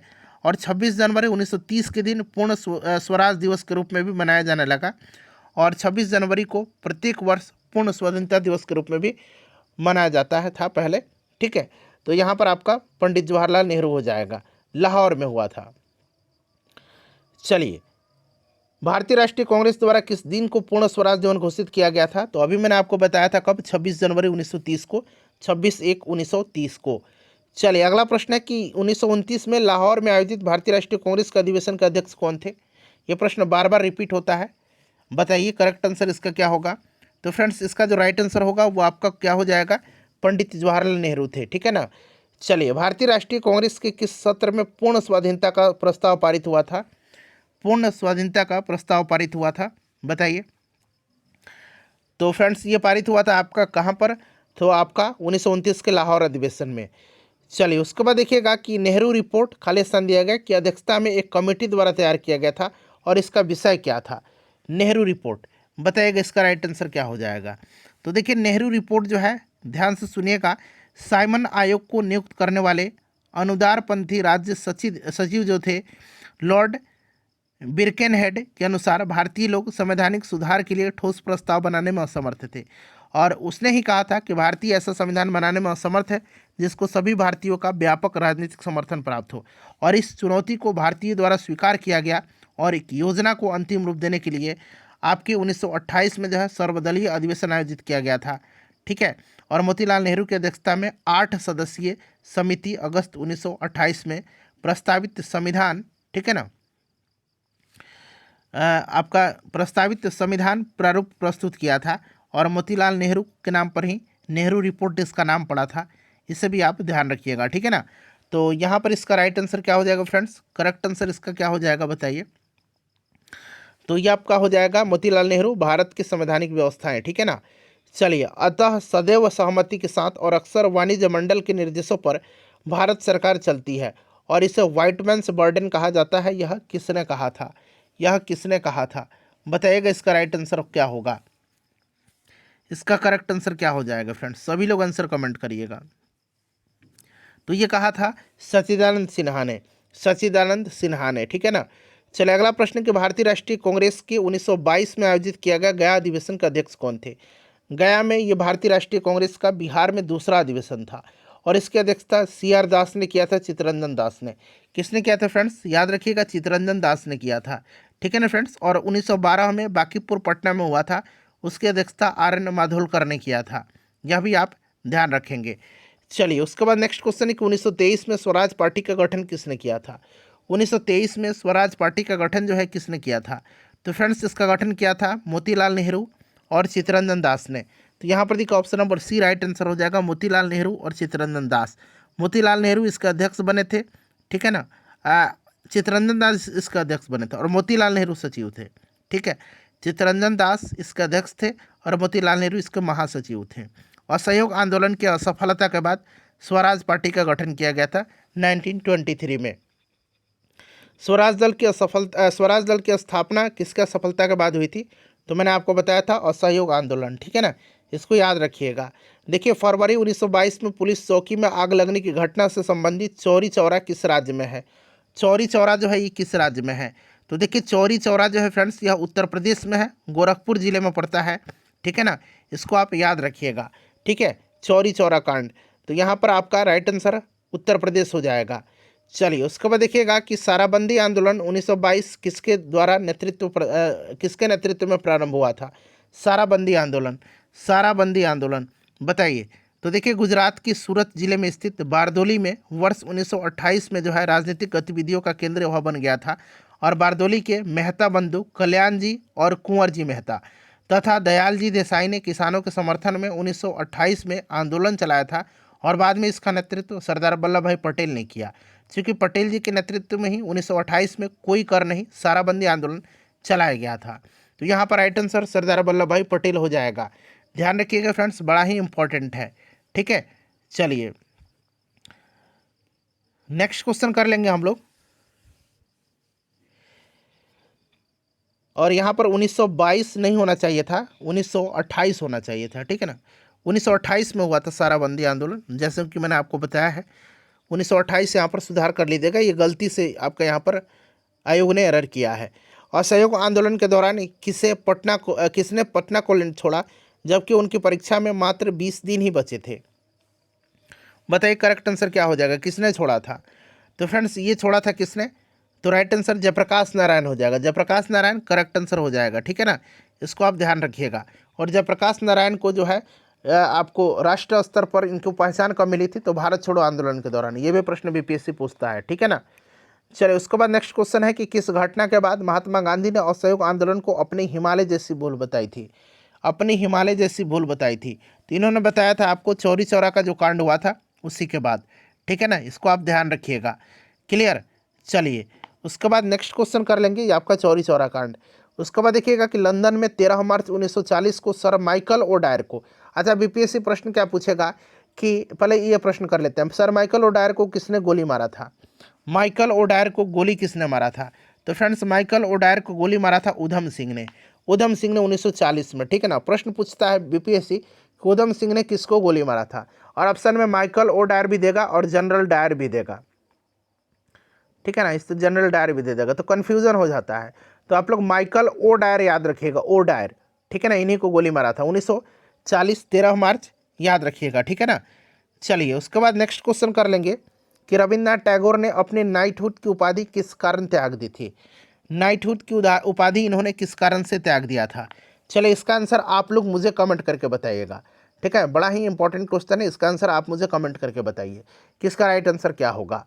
चलिए जालियांवाला बाग नरसंहार किस गांधीवादी सत्याग्रह के संबंध में हुआ था। जालियांवाला बाग नरसंहार किस गांधीवादी सत्याग्रह के संबंध में हुआ था। चलिए बताएंगे सभी लोग इसका आंसर क्या होगा। सभी लोग इसका आंसर कमेंट करके बताइए। सभी लोग इसका आंसर कमेंट करके बताइए। जालियांवाला नरसंहार किस गांधीवादी सत्याग्रह के संबंध में हुआ था। तो फ्रेंड्स ये आपका रॉलेक्ट सत्याग्रह है, ये आपका कौन सा है, रॉलेक्ट सत्याग्रह है, ठीक है ना, इसको आप याद रखिएगा, रॉलेक्ट सत्याग्रह। रॉलेक्ट एक्ट के विरुद्ध में यह सत्याग्रह था, ठीक है ना। और जिसके विरुद्ध गांधी जी ने 6 अप्रैल 1919 को, 6 अप्रैल याद रखिएगा, 6 अप्रैल 1919 को जो है 6 अप्रैल 1919 को देशव्यापी हड़ताल का आयोजन कराया था। ठीक है, और जलियांवाला बाग हत्याकांड हुआ था 13 अप्रैल 1919 को, कहाँ पर, अमृतसर में। चलिए अगला प्रश्न है कि भारतीय उच्चायुक्त के पद का सृजन किस अधिनियम से हुआ था। भारतीय उच्चायुक्त के पद का सृजन जो है यह किस अधिनियम से हुआ था। तो फ्रेंड्स देखिए, भारतीय उच्चायुक्त के पद का सृजन जो है यह भारत सरकार अधिनियम 1919 से हुआ था। ठीक है, 1919 ध्यान रखिएगा। भारत सरकार अधिनियम 1919 में भारत सचिव के कार्यभार को कम करने के लिए एक भारतीय उच्चायुक्त की नियुक्ति की गई थी। ठीक है, इसको आप ध्यान रखिएगा। चलिए उसके बाद नेक्स्ट क्वेश्चन है हमारा, अगला प्रश्न करेंगे, option number B right answer होगा इसका, कि 1917 के चंपारण सत्याग्रह से कौन संबंधित नहीं है। चंपारण सत्याग्रह से कौन इसमें से संबंधित नहीं है, चलिए बताइएगा। तो देखिए, चंपारण आंदोलन में गांधी जी के साथ चंपारण सत्याग्रह 1917 में हुआ था। महात्मा गांधी जी का भारत में पहला सत्याग्रह था। ठीक है, तो और चंपारण सत्याग्रह में गांधी जी के साथ डॉक्टर राजेंद्र प्रसाद, अनुग्रह नारायण सिंह, जेबी कृपलानी, महादेव देसाई, नरहरि पारिख, ये सब नाम आप याद रखिएगा। ठीक है ना, राम मनोहर लोहिया इसमें नहीं थे। ठीक है, राजकुमार शुक्ल जी खुद बुलाए थे गांधी जी को। चलिए उसके बाद देखिएगा कि बिहार में 3 कठिया पद्धति में नील की खेती के लिए भूमि का कितना भाग अमानत रखा जाता था। कितना भाग अमानत रखा जाता था, बताइए राइट आंसर इसका क्या हो जाएगा। कितना भाग अमानत रखा जाता था, राइट आंसर इसका क्या होगा। सभी लोग इसका आंसर कमेंट करिएगा, सभी लोग इसका आंसर कमेंट करिएगा। कितना इसका करेक्ट आंसर होगा, कितना इसका करेक्ट आंसर होगा बताइए। तो फ्रेंड्स यह आपका 3/20 यानी कि 20 कट्ठा पर 3 कट्ठा। ठीक है ना, इसी को 3 कटिया प्रथा कहा जाता था। ठीक है, 3 कटिया इसी को कहा जाता था। इम्पॉर्टेंट है, इसको याद रखिएगा। ठीक है ना, आपके ज़मीन के जो 3/20वें हिस्सा में होता था, यानी कि 1 कट्ठा 20 कट्ठा में से 3 कट्ठा में नील की खेती अनिवार्य था। चले प्रसिद्ध नाटक नील दर्पण जो है, इसमें से इंडिगो की खेती करने वाले किसानों के दमन का चित्रण किया गया है। नील दर्पण की रचना किसने किया है। नील दर्पण जो है यह किसकी रचना है। नील दर्पण जो है ये आपकी दीनबंधु मित्र की है। किसकी है, दीनबंधु मित्र की है। याद रखिएगा, नील दर्पण बड़ा ही इंपॉर्टेंट है। चलो उसके बाद देखिए, चंपारण में इंडिगो के किसानों की दशा की और गांधी जी का ध्यान किसने आकर्षित किया था, आकर्षित किसने किया था। तो ये महात्मा गांधी से 1916 के लखनऊ अधिवेशन में मिले थे। कहाँ पर मिले थे, तो लखनऊ अधिवेशन में मिले थे। ठीक है ना, और गांधी जी का ध्यान आपको चंपारण में जो नील की कृषक थे उनके तरफ आकर्षित किया था। ठीक है फ्रेंड्स, इसको आप ध्यान रखिएगा। और ऑप्शन यहाँ पर देखिए डी करेक्ट आंसर है। ठीक है ना, चलिए गांधी जी को चंपारण आने का निमंत्रण किसने दिया था, तो यही राजकुमार शुक्ल ने दिया था। निम्न में से कौन भारत में, यहाँ पर राजकुमार शुक्ल कहाँ पर दिएगा, ऑप्शन ए में दिया गया है ना। चलिए निम्न में से कौन सा भारत में गांधी जी का प्रथम सत्याग्रह आंदोलन था जिसमें उन्होंने सविनय अवज्ञा का प्रयोग किया था। गांधी जी का प्रथम सत्याग्रह आंदोलन, तो ये चंपारण सत्याग्रह है, 1917 में हुआ था। निम्न में से किस कॉलेज में गांधी जी ने पढ़ाई किया था। गांधी जी ने पढ़ाई किस कॉलेज में किया था, ये आपसे पूछा जा रहा है। तो देखिए गांधी जी ने पढ़ाई जो किया था ये आपसे पूछा जा रहा है, बताइए। तो इनकी प्रारंभिक शिक्षा पोरबंदर में हुई थी और इन्होंने हाई स्कूल, नाम क्या है, राजकोट में स्थित है अल्फ्रेड हाई स्कूल, यहीं से इन्होंने प्राप्त किया था। ठीक है ना, तो यहाँ पर आप देखेंगे अल्फ्रेड हाई स्कूल से इन्होंने प्राप्त किया था।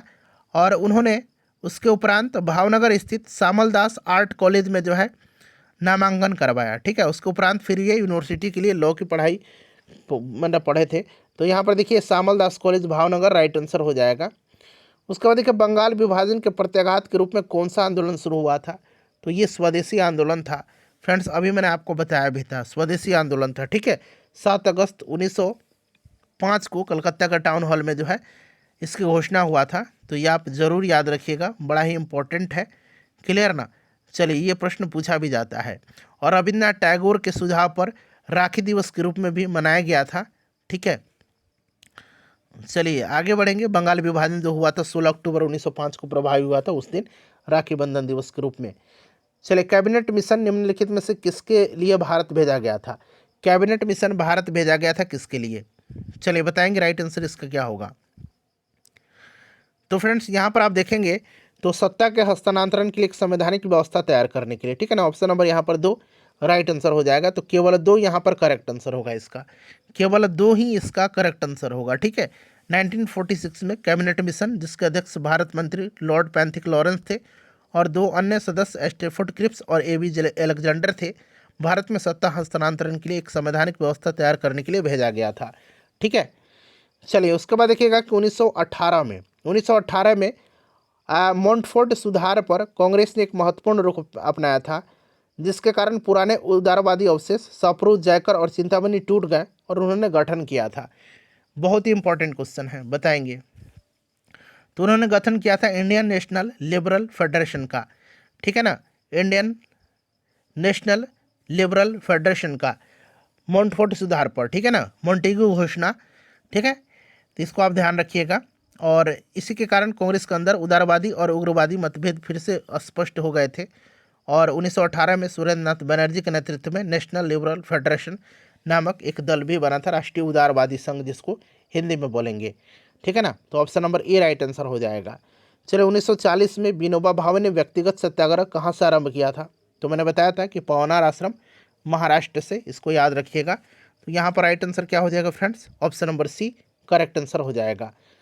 चलिए किसने बंगाल में महालवारी बंदोबस्त प्रणाली शुरू किया था? चलिए VVI क्वेश्चन है, बताइए राइट आंसर क्या होगा इसका। किसने बंगाल में महालवारी बंदोबस्त जो है इस प्रणाली की शुरुआत किया था? तो बंगाल प्रेसिडेंसी के उत्तर पश्चिम प्रांत, ठीक है ना, इस क्षेत्र का अधिकांश भाग अब उत्तर प्रदेश में है। वहाँ पर अंग्रेज अधिकारी जो है हॉल्ट मैकेंजी, इसी के द्वारा 1822 में जो है महालवारी बंदोबस्त जो है वो शुरू किया गया था, हॉल्ट मैकेंजी के द्वारा। महालवारी बंदोबस्त हॉल्ट मैकेंजी के द्वारा, याद रखिएगा।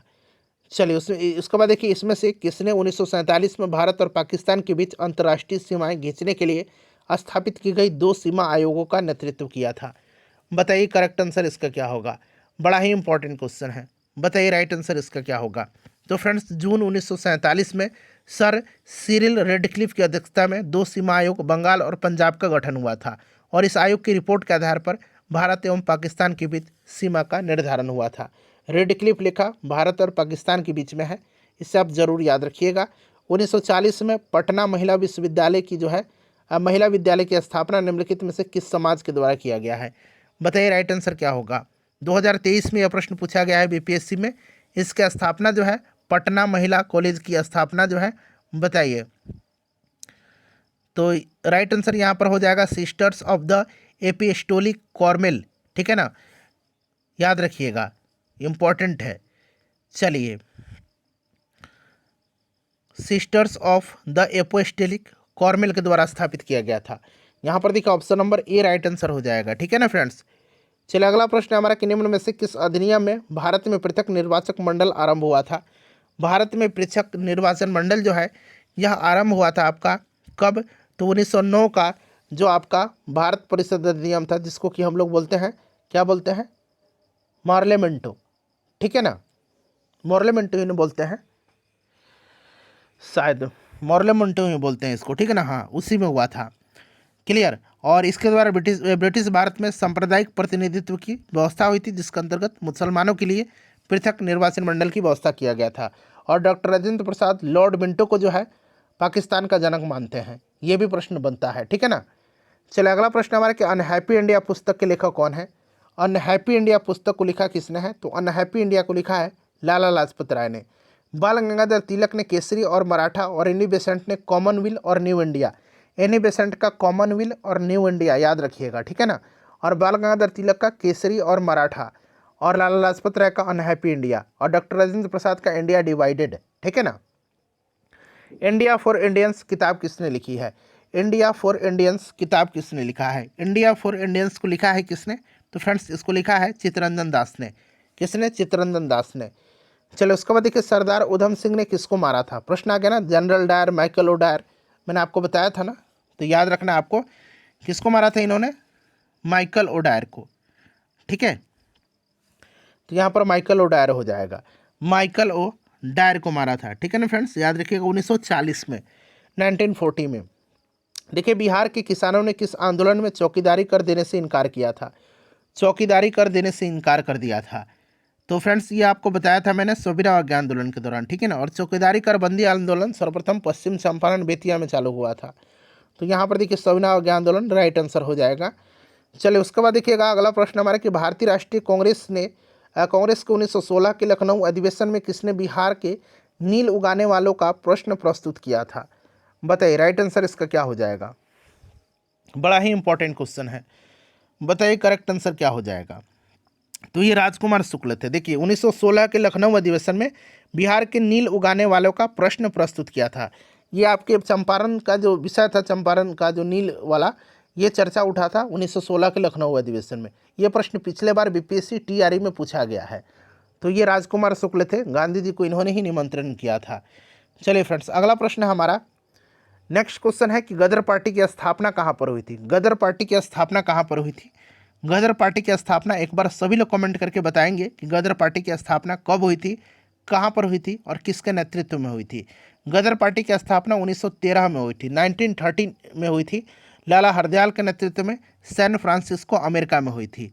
ठीक है ना, जिसको आप याद रखिएगा, यहाँ पर आपका संयुक्त राज्य अमेरिका में हुई थी, सैन फ्रांसिस्को में। चलिए अगला प्रश्न है कि चटगांव शस्त्रागार धावे से कौन संबंधित है? सभी लोग आंसर कमेंट करिएगा। चटगांव शस्त्रागार धावे से कौन संबंधित है? तो देखिए चटगांव शस्त्रागार धावे को मास्टर दा के नाम से प्रसिद्ध सूर्य सेन ने आयोजित किया था।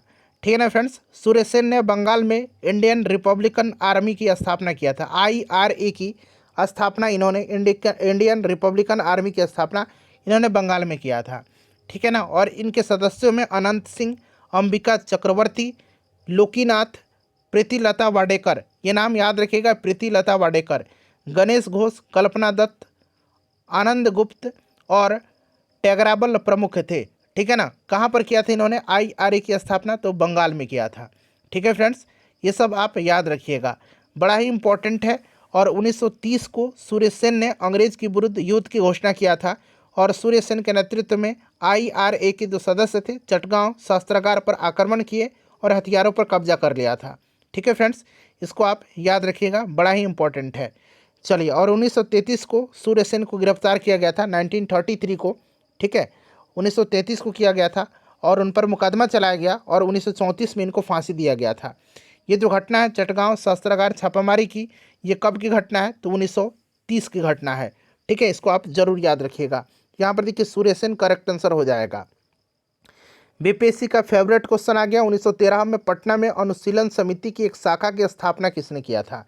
बड़ा ही इंपॉर्टेंट क्वेश्चन है, बार बार बीपीएससी इस प्रश्न को पूछता है। तो देखिए 1913 में हुआ था अनुशीलन समिति की एक शाखा की स्थापना पटना में। किसने किया था? तो फ्रेंड्स ये सचिंद्र सन्याल ने किया था। किसने किया था? सचिंद्र सन्याल ने किया था। इसको आप जरूर याद रखिएगा। चलिए अगला प्रश्न है कि प्रसिद्ध गीत सरफरोशी की तमन्ना अब हमारे दिल में है के रचयिता कौन है? सरफरोशी की तमन्ना अब हमारे दिल में है, इसके रचयिता कौन है? तो फ्रेंड्स देखिए यह जो गीत है यह लिखा किसने है? तो इसको लिखा है फ्रेंड्स बिस्मिल अजीमाबादी ने। बिस्मिल अजीमाबादी, याद रखिएगा इनका वास्तविक नाम सैयद शाह मोहम्मद हसन था। ठीक है ना, इसको आप ज़रूर याद रखिएगा।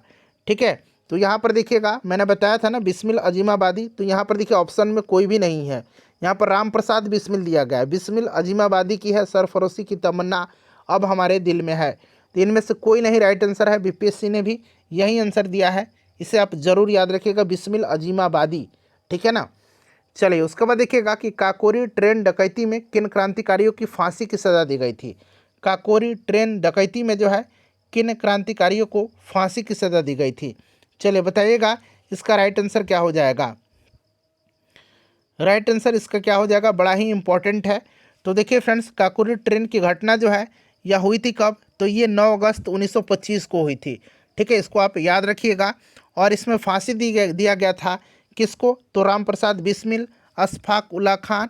ठीक है ना, तो यहाँ पर आप देखिए ऑप्शन नंबर यहाँ पर इसका ए राइट आंसर हो जाएगा। ठीक है, इसको आप ज़रूर याद रखिएगा। राम प्रसाद बिस्मिल के अलावा अशफाक उल्ला खान, रोशन लाल और राजेंद्र लाहिड़ी को फांसी की सज़ा हुई थी। ठीक है ना, तो ऑप्शन नंबर यहाँ पर एक करेक्ट आंसर हो जाएगा। चलिए किसने कहा था कि जब तक यह तीसरी शक्ति अथवा इंग्लैंड यहाँ है हमारे सांप्रदायिक मतभेद हमें परेशान करते रहेंगे? यह कथन किसका है? बताइए यह कथन किसका है? तो फ्रेंड्स देखिए यह कहा था महात्मा गांधी जी ने। किसने कहा था? महात्मा गांधी जी ने कहा था। उपरोक्त कथन महात्मा गांधी जी का है जो उन्होंने लुई फिशर को एक साक्षात्कार में दिया था, जो उसमें कहा था। ठीक है ना, महात्मा गांधी, कोई भी ऑप्शन में नहीं दिया गया है। ऑप्शन नंबर ई उपरोक्त में से कोई नहीं इसका राइट आंसर होगा। चलिए, भारत छोड़ो आंदोलन के दौरान बकरी का टापू में अखिल भारतीय आज़ाद दस्ता का गठन किसने किया था? बकरी का टापू नेपाल में है। कहाँ पर पड़ता है बकरी का टापू? तो फ्रेंड्स ये नेपाल में है। और भारत छोड़ो आंदोलन के दौरान जयप्रकाश नारायण ने नेपाल की तराई के बकरी का टापू में अखिल भारतीय आज़ाद दस्ता का गठन किया था। ठीक है ना, किसने? तो जयप्रकाश नारायण ने किया था। इसको आप याद रखिएगा, जयप्रकाश नारायण ने किया था, बड़ा ही इंपॉर्टेंट है जयप्रकाश नारायण। 1934 में कांग्रेस सोशलिस्ट पार्टी की स्थापना किसने किया था? ये प्रश्न बीपीएससी बार बार पूछता है फ्रेंड्स, तो इसको याद रखिएगा, किसने स्थापना किया था? तो जयप्रकाश नारायण और आचार्य नरेंद्र देव के द्वारा। ठीक है ना, जयप्रकाश नारायण और आचार्य नरेंद्र देव के द्वारा। इंपॉर्टेंट है, इसको आप याद रखिएगा। ठीक है ना फ्रेंड्स, काफ़ी इंपॉर्टेंट है। चलिए, और इस पार्टी का प्रथम सम्मेलन 1934 में हुआ था। इसकी अध्यक्षता जो है आचार्य नरेंद्र देव जी के द्वारा किया गया था और जयप्रकाश नारायण इसके सचिव थे। चलिए, चंपारण आंदोलन मुख्यतः किसके विरोध में था? चंपारण आंदोलन जो था यह मुख्यतः किसके विरोध में था? सभी लोग आंसर कमेंट करिएगा। तो फ्रेंड्स यह किसके विरोध में था? तो फ्रेंड्स यह नगदी फसल, चूँकि नील के विरोध में था। जो नील कृषक थे उन्हीं के जो दुर्दशा थी, उन पर जो अत्याचार हो रहा था उसके विरोध में था। और नील क्या है? एक नगदी फसल था, नगदी फसल है। तो इस प्रकार से नगदी फसल यहाँ पर राइट आंसर हो जाएगा। जो तीन कटिया पद्धति थी उसी का विरोध किया गया था। ठीक है ना। चलिए, नेक्स्ट क्वेश्चन है हमारा, अगला प्रश्न है कि मुस्लिम लीग ने अपना वार्षिक अधिवेशन नियमित रूप से प्रारंभ कब से किया था? मुस्लिम लीग ने अपना जो अधिवेशन है वार्षिक, उसको नियमित रूप से प्रारंभ कब किया था? तो देखिए, अखिल भारतीय मुस्लिम लीग की स्थापना जो है 1906 में हुई थी ढाका में। और फ्रेंड्स इसके बात करते हैं तो 1907 में मुस्लिम लीग का वार्षिक अधिवेशन कराची में हुआ था और फिर 1908 में अमृतसर में हुआ। उसके बाद क्या हुआ? मुस्लिम लीग का अधिवेशन अनियमित रूप से देश में विभिन्न शहरों में आयोजित हुआ था। तो इस प्रकार से इसका आंसर देखा जाए तो मेरे हिसाब से तो इसका कोई भी राइट आंसर नहीं होगा। ठीक है ना, लेकिन बीपीएससी ने इसका आंसर 1925 माना हुआ है, इस चीज़ को भी आप ध्यान रखिएगा। चलिए, अगला प्रश्न हमारा कि 1906 के लंदन में अभिनव भारत 1906 में लंदन में अभिनव भारत सोसाइटी की स्थापना किसने किया था? 1906 में लंदन में अभिनव भारत सोसाइटी की स्थापना किसने किया था? तो देखिए फ्रेंड्स, इसका राइट आंसर हो जाएगा आपका विनायक दामोदर सावरकर ने। ठीक है ना, इसको आप ध्यान रखिएगा। चलिए, विनायक दामोदर सावरकर ने। और श्यामजी कृष्ण वर्मा ने 1905 में लंदन में जो है इंडिया हाउस की स्थापना किया था, यह भी आप ध्यान रखिएगा। ठीक है, विनायक दामोदर सावरकर ने किया था। चलिए, उसके बाद देखिए, भारतीय राष्ट्रीय कांग्रेस के जो दूसरा सम्मेलन था, कितने मुस्लिम प्रतिनिधियों ने भाग लिया था? भारतीय राष्ट्रीय कांग्रेस का जो दूसरा अधिवेशन था ये कोलकाता में हुआ था दादा भाई नौरोजी की अध्यक्षता में। और इसमें जो है फ्रेंड्स कुल 436 पंजीकृत प्रतिनिधियों ने भाग लिया था। ठीक है, और इसमें अगर हम बात करते हैं मुस्लिम प्रतिनिधियों की तो 2 संख्या थी। वहीं आपका पहले में 2 थी। ठीक है ना, पहले में 2 थी और दूसरा में प्रश्न में पूछा गया है उसमें 33 थी। ठीक है, 33 थी और तीसरे में 81 थी, चौथे में 221 पहुंच गई थी। ठीक है, तो ये सब आप याद रखिएगा। चलिए, पुणे सार्वजनिक सभा की स्थापना की थी। पुणे सार्वजनिक सभा की स्थापना किसने किया था बताइए?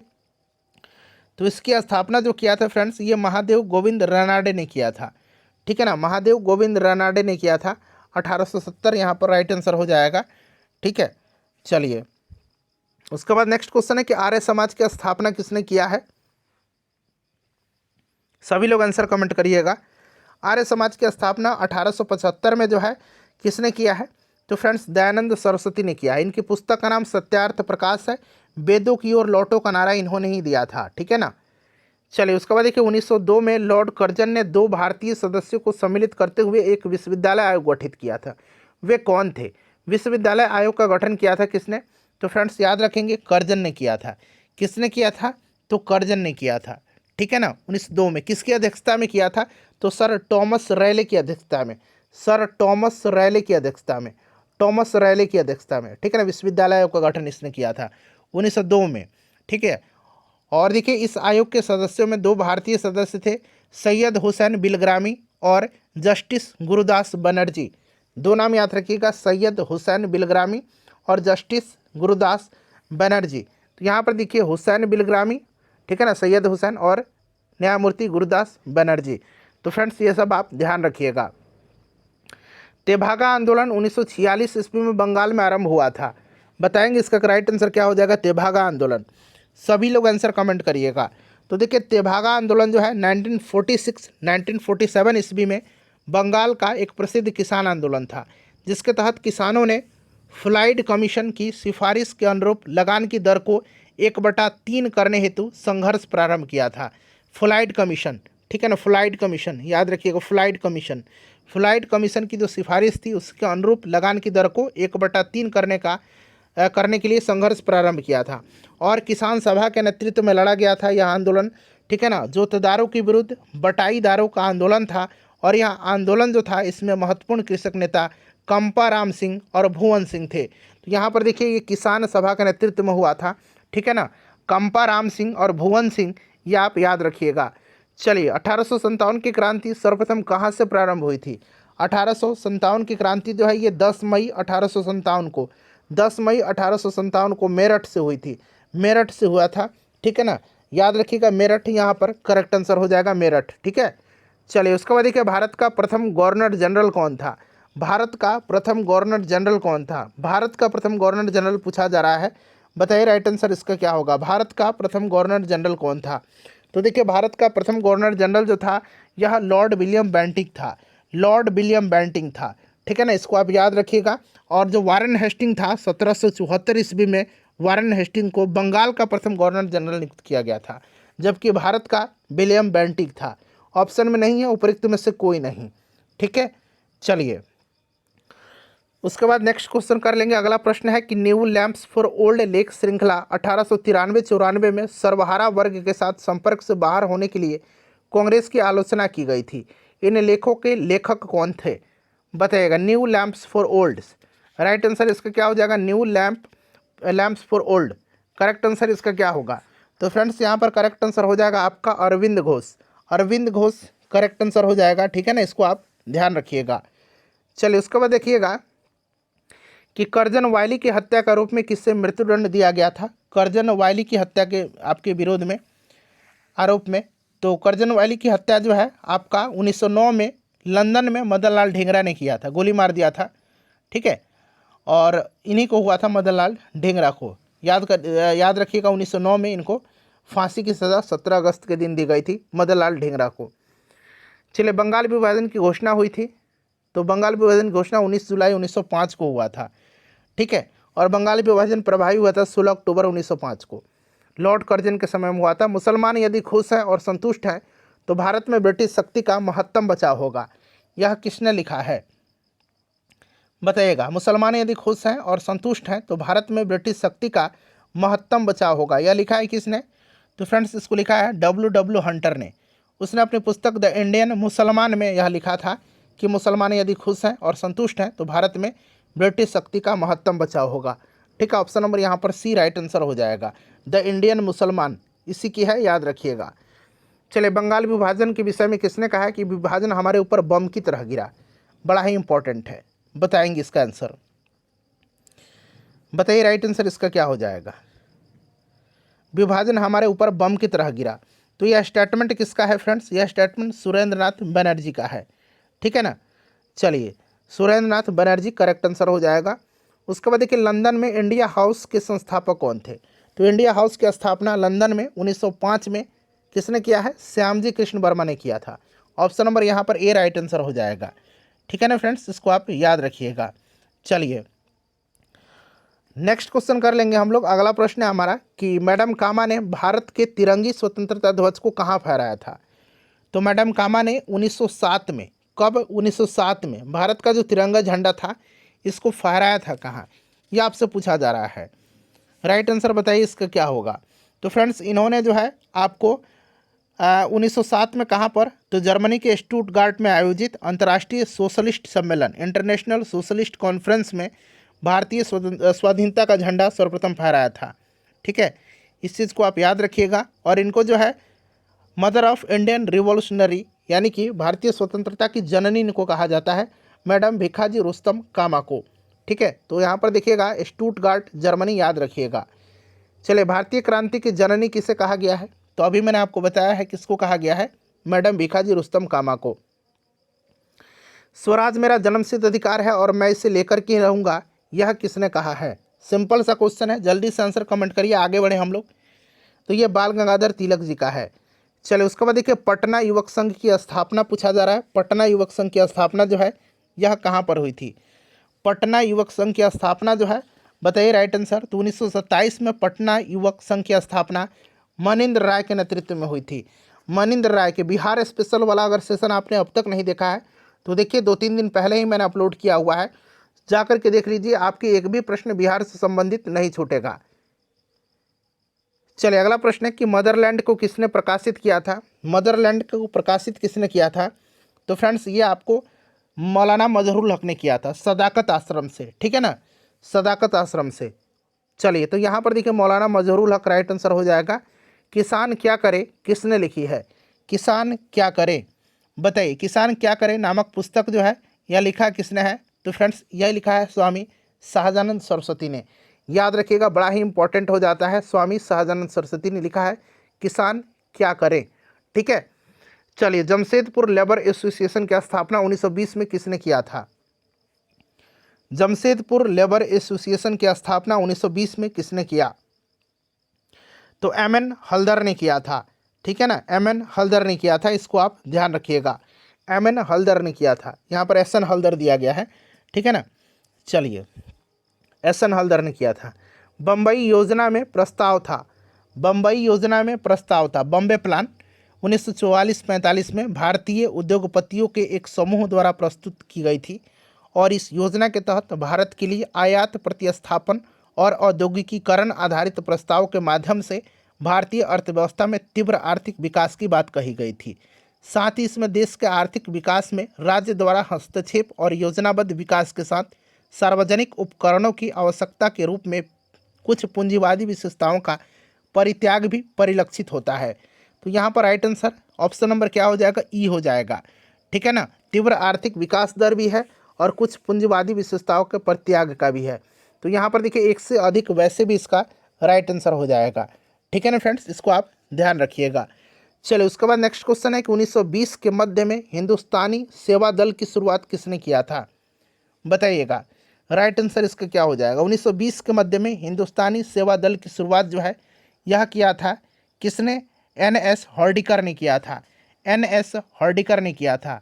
हिंदुस्तानी सेवा दल या हिंदुस्तानी सेवा मंडल की शुरुआत स्वतंत्रता सेनानी एवं कांग्रेस नेता डॉक्टर एन.एस. हर्डिकर ने किया था, ठीक है, इसको आप याद रखिएगा।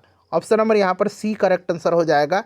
उसके बाद देखिए साइमन कमीशन को किसकी अध्यक्षता में नियुक्त किया गया था? साइमन कमीशन को किसकी अध्यक्षता में? तो 1927 में साइमन कमीशन का गठन हुआ था, इसकी अध्यक्षता किसकी अध्यक्षता में? तो राइट आंसर इसका क्या हो जाएगा फ्रेंड्स, बताइए? सर जॉन साइमन की अध्यक्षता में। इसे व्हाइटमैन कमीशन भी कहा जाता है क्योंकि इसमें एक भी भारतीय नहीं थे, ठीक है, इसको आप याद रखिएगा। चलिए उसके बाद नेक्स्ट क्वेश्चन है कि किसान नेता मोतीलाल तेजावत संबंधित है। मोतीलाल तेजावत किसान नेता है, ये संबंधित है। तो फ्रेंड्स यह संबंधित है मेवाड़ के भील आदिवासी आंदोलन से, ठीक है ना। इन्होंने वनवासी संघ की स्थापना किया था और 1920 के दशक में इसी आंदोलन का नेतृत्व किया था, वनवासी संघ के। तो यहाँ पर देखिए option number B right answer हो जाएगा। उसके बाद देखिए जिमरमैन योजना से संबंधित व्यक्ति कौन थे? जिमरमैन योजना, अच्छा जिमरमैन योजना की बात करते हैं तो ध्यान से सुनिएगा। प्रथम विश्व युद्ध के दौरान भारतीय क्रांतिकारियों ने जर्मनी से शस्त्र एवं गोला बारूद मंगवाने का योजना विदेश में रह रहे भारतीयों की सहायता से बनाई थी, जिसे हिंदू जर्मन षड्यंत्र तथा जिमरमैन योजना का नाम दिया गया था। लाला हरदयाल, भूपेंद्र नाथ दत्त, वीरेंद्र नाथ चटर्जी, ये तीनों इस योजना से संबंधित थे, ठीक है। और इन लोगों ने मिलकर के जर्मनी के सहयोग से इस योजना के तहत 1915 में बर्लिन कमेटी की स्थापना भी किया था। तो जिमरमैन योजना राइट आंसर इसका क्या हो जाएगा? ऑप्शन नंबर डी हो जाएगा, उपयुक्त सभी, ठीक है ना। चलिए उसके बाद नेक्स्ट क्वेश्चन है हमारा कि 1897 के भारतीय राष्ट्रीय कांग्रेस के अमरावती अधिवेशन को किसने 3 दिवसीय तमाशा कहा था? 1857 के भारतीय राष्ट्रीय कांग्रेस के अमरावती अधिवेशन को किसने 3 दिवसीय तमाशा कह करके संबोधित किया है? बताएंगे फ्रेंड्स, इसका राइट आंसर क्या हो जाएगा? सभी लोग आंसर कमेंट करिएगा।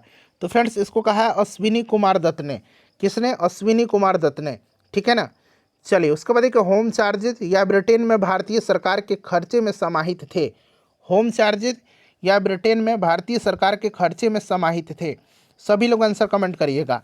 तो इसमें फ्रेंड्स भारतीय सरकार के खर्चे में ब्रिटिश भारतीय अधिकारियों की पेंशन, उसके बाद बात करते हैं तो आपका भारत में खरीदे गए सैन्य एवं अन्य भंडार, ठीक है। उसके बाद रेलवे के निवेशकों को गारंटीड ब्याज, ये सभी शामिल थे। तो यहाँ पर देखिए तीनों हैं यहाँ पर, तो इसलिए उपयुक्त सभी इसका राइट आंसर हो जाएगा। नेक्स्ट क्वेश्चन हमारा कि साम्राज्य के अंतर्गत स्वशासन नामक उद्देश्य को मुस्लिम लीग ने कब स्वीकार किया था? मुस्लिम लीग ने कब स्वीकार किया था? ब्रिटिश साम्राज्य के अंतर्गत सेल्फ गवर्नमेंट के उद्देश्य को मुस्लिम लीग ने 1913 में अपनाया था। इंपॉर्टेंट क्वेश्चन है, इसको आप जरूर ही ध्यान रखिएगा, ठीक है ना।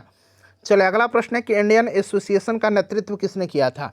इंडियन एसोसिएशन की स्थापना 1876 में, याद रखिएगा फ्रेंड्स, सुरेंद्र नाथ बनर्जी और आनंद मोहन बोस ने किया था।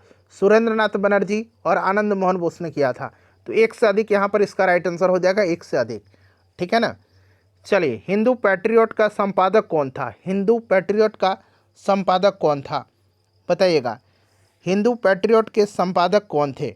देखिए फ्रेंड्स, कलकत्ता से प्रकाशित होने वाला था द हिंदू पैट्रियट, ठीक है, हिंदू पैट्रियट, और यह प्रारंभ हुआ था 1853 में। गिरीश चंद्र घोष के संपादकत्व में यह हुआ था, और 1855 में हरीश चंद्र मुखर्जी इसके संपादक बने थे। तो यहाँ पर हरीश चंद्र मुखर्जी का नाम दिया गया है, ठीक है ना, तो इसे आप ध्यान रखेंगे, हरीश चंद्र मुखर्जी। चलिए अगला प्रश्न करेंगे। नेक्स्ट क्वेश्चन हमारा कि रजनी पामदत्त ने कहा है कि वे साम्राज्यवाद से लड़ते भी थे और सहयोग भी करते थे। उन्होंने किस राजनीतिक संगठन के बारे में कहा है कि वे साम्राज्यवाद से भी लड़ते थे और सहयोग भी उनका करते थे? तो यह कहा इन्होंने भारतीय राष्ट्रीय कांग्रेस के बारे में। किसके बारे में कहा है इन्होंने? तो याद रखिएगा, भारतीय राष्ट्रीय कांग्रेस के बारे में रजनी पामदत्त जी ने कहा है, ठीक है, तो इसको आप याद रखिएगा, ठीक है। चलिए, तो भारतीय राष्ट्रीय कांग्रेस यहाँ पर राइट आंसर हो जाएगा। चलिए फ्रेंड्स अगला प्रश्न करेंगे कि 1905 में सर्वेंट्स ऑफ इंडिया सोसाइटी की स्थापना किसके द्वारा किया गया? सभी लोग बताइए इसका राइट आंसर क्या हो जाएगा? सभी लोग बताइए इसका करेक्ट आंसर क्या हो जाएगा?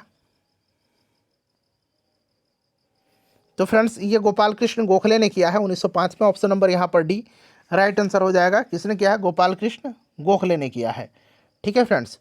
चलिए उसके बाद नेक्स्ट क्वेश्चन कर लेंगे कि मुझे विश्वास है कि कांग्रेस अपने विनाश की तरफ जा रही है और मेरी यह बड़ी इच्छा भारत में रहती होगी कि इसके शांति प्रिय निधन में इसका सहायक बनूं। यह कथन किसका है बताएंगे? यह कथन किसका है? तो फ्रेंड्स यह कथन लॉर्ड कर्जन का है। यह प्रश्न पिछले बार बीपीएससी टीआरई में भी पूछा गया है, तो इसको आप ध्यान रखिएगा, ठीक है ना। चलिए यह कथन किसका है? आपका लॉर्ड कर्जन का है, ठीक है ना। चलिए और देखिए फ्रेंड्स आगे हम बात करते हैं।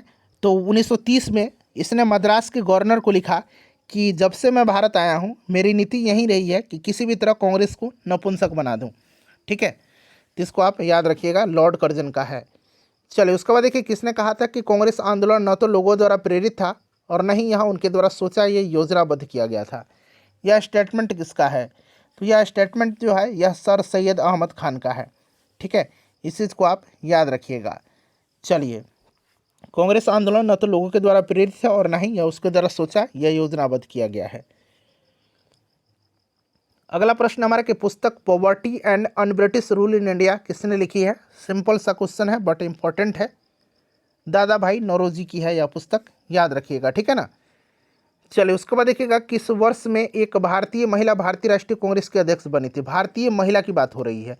अगर पहली महिला पूछता ना तब तो एनी बेसेंट हो जाता, लेकिन यहाँ भारतीय महिला पूछा है तो आपका 1924 के बेलगाम 1924 का जो कानपुर अधिवेशन था, एक मिनट रुक जाए, 1924 ने 1925 में ना था, 1924 का तो बेलगाम अधिवेशन था, इसकी अध्यक्षता महात्मा गांधी जी ने किया था। 1925 में जो कानपुर अधिवेशन हुआ था इसी की अध्यक्षता सरोजनी नायडू ने किया था। तो 1925 ऑप्शन में नहीं है, इसीलिए उपरोक्त में से कोई नहीं इसका राइट आंसर हो जाएगा, ठीक है ना फ्रेंड्स, इसको याद रखिएगा। और 1924 का बेलगाम अधिवेशन था जिसकी अध्यक्षता मात्र एक बार महात्मा गांधी जी ने किया था। और 1917 का कलकत्ता अधिवेशन जो था इसी की अध्यक्षता पहली महिला जो थी एनी बेसेंट उन्होंने किया था। किसने कहा था कि 1857 की घटना का प्रारंभ धर्म के संघर्ष के रूप में हुआ था और इस घटना का अंत स्वतंत्रता संग्राम के रूप में हुआ था? बताइएगा, इंपॉर्टेंट क्वेश्चन है। तो फ्रेंड्स यह कहा था किसने? तो यह कहा था डॉक्टर एस एन सेन ने। किसने कहा था? डॉक्टर एस एन सेन ने कहा है इसको आप जरूर याद रखिएगा, ठीक है ना। तो यहाँ पर option number A right answer हो जाएगा। चलिए उसके बाद आगे बढ़ेंगे, नेक्स्ट क्वेश्चन कर लेंगे कि मद्रास में रैयतवाड़ी पद्धति किसने प्रारंभ किया था। मद्रास में रैयतवाड़ी पद्धति को स्टार्ट किसने किया था। तो देखिए इस पद्धति को थॉमस मुनरो ने प्रारंभ किया था, ठीक है ना। मद्रास में थॉमस मुनरो ने किया था। चलिए, और अस्थाई बंदोबस्त कॉर्नवालिस ने किया था। जॉन शोर ने अस्थाई बंदोबस्त की योजना बनाई थी, ठीक है। चलिए, और महालवाड़ी हॉल्ट मैकेंजी ने, अभी मैंने आपको बताया है। महात्मा गांधी ने भारतीय राष्ट्रीय कांग्रेस के किस अधिवेशन की अध्यक्षता किया। आ गया प्रश्न, 1924 का बेलगाम अधिवेशन था। चलिए, भारतीय राष्ट्रीय कांग्रेस के दूसरे अधिवेशन की अध्यक्षता किसने किया था। दूसरा अधिवेशन कलकत्ता में हुआ था, और इसकी अध्यक्षता किसने किया था। इसकी अध्यक्षता दादा भाई नौरोजी ने किया था। ऑप्शन नंबर यहाँ पर सी राइट आंसर हो जाएगा, दादा भाई नौरोजी ने किया था, ठीक है। इसको याद रखिएगा, इसी अधिवेशन में इंडियन एसोसिएशन तथा भारतीय राष्ट्रीय कांग्रेस का विलय हुआ था, ठीक है। ये भी प्रश्न बन सकता है, इसको आप जरूर याद रखिएगा, ठीक है ना। इसी अधिवेशन में इंडियन एसोसिएशन और भारतीय राष्ट्रीय कांग्रेस का विलय हुआ था, ठीक है। और 1893 में लाहौर अधिवेशन में और 1906 के कलकत्ता अधिवेशन की अध्यक्षता दादा भाई नौरोजी ने किया है। भारतीय राष्ट्रीय कांग्रेस के संस्थापक कौन थे। तो फ्रेंड्स 1885 में एओ ह्यूम ने किया था, और 1885 में वायसराय कौन था जब उसकी स्थापना हुआ था। तो लॉर्ड डफरिन था, ठीक है। सुरेंद्रनाथ बनर्जी को किस वर्ष भारतीय सिविल सर्विसेज से हटाया गया था। सुरेंद्रनाथ बनर्जी को किस वर्ष जो है भारतीय सिविल सर्विसेज से हटाया गया था। चलिए बताइएगा इसका राइट आंसर क्या होगा। राइट आंसर इसका क्या होगा। तो देखिए सुरेंद्रनाथ बनर्जी दूसरे भारतीय थे जिन्होंने जो है आईसीएस की परीक्षा उत्तीर्ण किया था, और इनको हटाया गया था कब। जब हटाया गया था तो ये आपकी 1874 में हटाया गया था, ठीक है ना, याद रखिएगा। और ये 1874 में हटाया गया था, और इनकी नियुक्ति हुई थी आपके बांग्लादेश में जो सिलहट है वहीं पर असिस्टेंट मजिस्ट्रेट के पद में। 1874 इसका राइट आंसर हो जाएगा। चलिए 1876 में इंडियन एसोसिएशन की स्थापना किसने किया था। इंडियन एसोसिएशन की स्थापना किसने किया था। तो अभी मैंने बताया था आपको कि 1886 का जो आपका कांग्रेस का दूसरा अधिवेशन था कलकत्ता वाला, जिसकी अध्यक्षता दादा भाई नौरोजी ने किया था, उसी अधिवेशन में इंडियन एसोसिएशन और भारतीय राष्ट्रीय कांग्रेस का विलय हुआ था। इंडियन एसोसिएशन की स्थापना पूछा जा रहा है किसने किया था। तो 1876 में मैंने बताया आपको किसने किया था। 1876 में जो है किसने किया था, सुरेंद्रनाथ बनर्जी और आनंद मोहन बोस ने किया था। तो यहाँ पर देखिए सुरेंद्रनाथ बनर्जी दिया गया है, आनंद मोहन बोस का भी नाम याद रखिएगा, ठीक है ना। चलिए, बम्बई प्रेसिडेंसी एसोसिएशन की स्थापना किसने किया है। बम्बई प्रेसिडेंसी एसोसिएशन, ठीक है ना, और ये आपका इंडियन एसोसिएशन था। बम्बई प्रेसिडेंसी एसोसिएशन की स्थापना 1885 में किसने किया था। तो फिरोज शाह मेहता, ठीक है, केटी तेलंग और बदरुद्दीन तैयब जी ने किया है। यहाँ पर देखिए बदरुद्दीन तैयब जी, तो ये तीनों लोग थे, तो एक से अधिक राइट आंसर होगा, ठीक है, 1885 में। चलिए, भारत में प्रथम जनगणना किस वर्ष प्रारंभ की गई थी। तो देखिए प्रथम जनगणना हुई थी 1872 में लॉर्ड मेयो के समय में, लेकिन नियमित जनगणना कराई जा रही है कब से। तो देखिए नियमित जनगणना जो कराई जा रही है ये आपकी किसके समय से कराई जा रही है। तो लॉर्ड रिपन के समय से कराई जा रही है नियमित जनगणना 1881 से, लॉर्ड रिपन के समय से, ठीक है ना। चलिए, स्वामी सहजानंद निम्न में से किससे संबंधित थे। स्वामी सहजानंद जो है ये संबंधित किससे हैं, बताइएगा राइट आंसर क्या होगा। तो देखिए स्वामी सहजानंद सरस्वती जो है ये बिहार में किसान आंदोलन से संबंधित है स्वामी सहजानंद। तो यहाँ पर option number C right answer हो जाएगा। चलिए, पंजाब भूमि हस्तांतरण अधिनियम कब पारित किया गया था। पंजाब भूमि हस्तांतरण अधिनियम कब पारित किया गया था, बताइएगा। तो फ्रेंड्स पंजाब भूमि हस्तांतरण अधिनियम को 1900 ईस्वी में पारित किया गया था, जिससे कृषकों की भूमि का गैर कृषकों के पास हस्तांतरित होना समाप्त हो गया था, ठीक है ना। 1900 यहाँ पर ध्यान रखिएगा। चलिए, अगला प्रश्न है हमारा कि भारतीय राष्ट्रीय कांग्रेस की प्रथम महिला अध्यक्ष कौन थी। प्रथम महिला अध्यक्ष कौन थी। प्रथम भारतीय मैंने बता दिया, प्रथम महिला अध्यक्ष एनी बेसेंट थी, जो 1917 के कलकत्ता अधिवेशन में इन्होंने भारतीय राष्ट्रीय कांग्रेस की अध्यक्षता किया था, याद रखिएगा, ठीक है ना फ्रेंड्स। चलिए, नेक्स्ट क्वेश्चन है कि सत्यशोधक समाज की स्थापना किसने किया है। सत्यशोधक समाज की स्थापना बताएंगे, इसका राइट आंसर क्या होगा। सत्यशोधक समाज की स्थापना जो है 1873 में किसने किया था, ज्योतिबा फूले ने किया था। सत्यशोधक समाज की स्थापना 1873 में ज्योतिबा फूले जी ने किया था। ऑप्शन नंबर यहाँ पर भी राइट आंसर है। अच्छा, गुलामगिरी पुस्तक किसकी है। गुलामगिरी इन्हीं की पुस्तक है। गुलामगिरी इन्हीं की पुस्तक है। याद रखिएगा गुलामगिरी। चलिए अगला प्रश्न करेंगे कि इनमें से किसने 1893 में शिकागो में आयोजित धर्म संसद में भाग लिया था। 1893 में शिकागो में आयोजित धर्म संसद में भाग लिया था। तो धर्म संसद में भाग किसने लिया था 1893 में? तो बताएंगे राइट आंसर स्वामी विवेकानंद जी ने। स्वामी विवेकानंद जी ने लिया था, ठीक है ना। याद रखिएगा, बड़ा ही इंपॉर्टेंट है, काफ़ी इंपॉर्टेंट है, याद रखिएगा, ठीक है ना। चलिए, और विवेकानंद जी को आधुनिक राष्ट्रीय आंदोलन का आध्यात्मिक पिता कह सकते हैं हम लोग, या कहा भी जाता है। चलिए, यदि नील की खेती करने से छूट चाहते तो नील के किसानों को कौन सी क्षतिपूर्ति कर देना पड़ता था? बताइए राइट आंसर क्या होगा इसका। यदि नील की खेती करने से छूट चाहते तो नील के किसानों को कौन सा क्षतिपूर्ति कर देना पड़ता था? तो फ्रेंड्स देखिए, इनको देना पड़ता था कौन सा, तीवान इसको बोला जाता था। इसको क्या बोला जाता था? इसको तीवान बोला जाता था, ठीक है ना। ऑप्शन नंबर यहाँ पर तमान सी राइट आंसर हो जाएगा। चलिए, और 3 कट्ठिया पद्धति के बारे में आपको पता ही है। 20 कट्ठा में से 3 कट्ठा पर नील की खेती करना अनिवार्य था, ठीक है। इसी को 3 कट्ठिया पद्धति कहा जाता था। 1928 में बिहार में रविदास सभा का गठन किसने किया था? 1928 में बिहार में रविदास सभा का गठन किसने किया था? तो फ्रेंड्स ये किया था जगजीवन राम ने। जगजीवन राम ने किया था। जगजीवन राम ने अखिल भारतीय दलित वर्ग संघ की स्थापना में महत्वपूर्ण भूमिका निभाई थी, और उन्होंने 1935 में अस्पृश्यों के समानता के लिए, ठीक है ना, जो अस्पृश्यता से जो संबंधित लोग थे उनकी समानता के लिए जो है यह एक समर्पित संगठन था। क्लियर, इस चीज़ को आप ध्यान रखेंगे। चलिए, आपको रविदास सभा का गठन याद रखना है, किसने किया था? जगजीवन राम ने किया था। चलिए, पटना से प्रकाशित होने वाला प्रथम अंग्रेजी अखबार कौन सा था? पटना से प्रकाशित होने वाला जो प्रथम अंग्रेजी अखबार था वो कौन था? बताइए राइट आंसर इसका क्या हो जाएगा। तो फ्रेंड्स इसका नाम है द बिहार हेराल्ड, ठीक है ना। और गुरु प्रसाद सेन के द्वारा इसका प्रकाशन किया गया था 1875 में। गुरु प्रसाद सेन, ये नाम बड़ा महत्वपूर्ण है, गुरु प्रसाद सेन, ठीक है ना, याद रखिएगा। द बिहार हेराल्ड 1875 में। क्लियर। चलिए, उसके बाद नेक्स्ट क्वेश्चन है हमारा कि बायकॉट और स्वदेशी आंदोलन के समर्थन में किस स्थान में गोल्डन लीग की स्थापना हुई थी? ये प्रश्न 2-3 बार बीपीएससी पूछ लिया है। गोल्डन लीग की स्थापना 1900 कब हुई थी? बताइए, गोल्डन लीग की स्थापना कब हुई थी? ये आपका देवघर में हुआ था गोल्डन लीग की स्थापना, ठीक है ना, जो कि अब झारखंड में पड़ता है देवघर, याद रखिएगा, इंपॉर्टेंट है। चलिए, उसके बाद नेक्स्ट क्वेश्चन कर लेंगे। अगला प्रश्न है हमारा कि बिरसा मुंडा के अनुयायी उन्हें किसका अवतार मानते थे? बिरसा मुंडा के अनुयायी जो हैं उन्हें किसका अवतार मानते थे? तो ये किसको उनको मानते थे, किसका अवतार? सभी लोग आंसर कमेंट करिएगा। तो फ्रेंड्स उनको धरती अब्बा का अवतार मानते थे, ठीक है ना, धरती अब्बा का अवतार मानते थे। बिरसा मुंडा ने 1895 में स्वयं का भगवान का दूत घोषित किया था, और बिरसा मुंडा के अनुयायी उन्हें धरती अब्बा यानी कि धरती आबा का अवतार मानते थे, ठीक है ना। और बिरसा मुंडा अपने समर्थकों को सिंह बोंगा की पूजा करने की सलाह देते थे, सिंह बोंगा की, ठीक है ना, सिंह बोंगा की पूजा करने की सलाह देते थे, सिंह बोंगा, याद रखिएगा। धरती अब्बा राइट आंसर होगा। चलिए, और बिरसा मुंडा जो थे ये मुंडा विद्रोह 1899-1900 में हुआ था, इन्हीं के नेतृत्व में हुआ था, ठीक है ना। और इसको उलगुलान विद्रोह के नाम से भी जाना जाता है।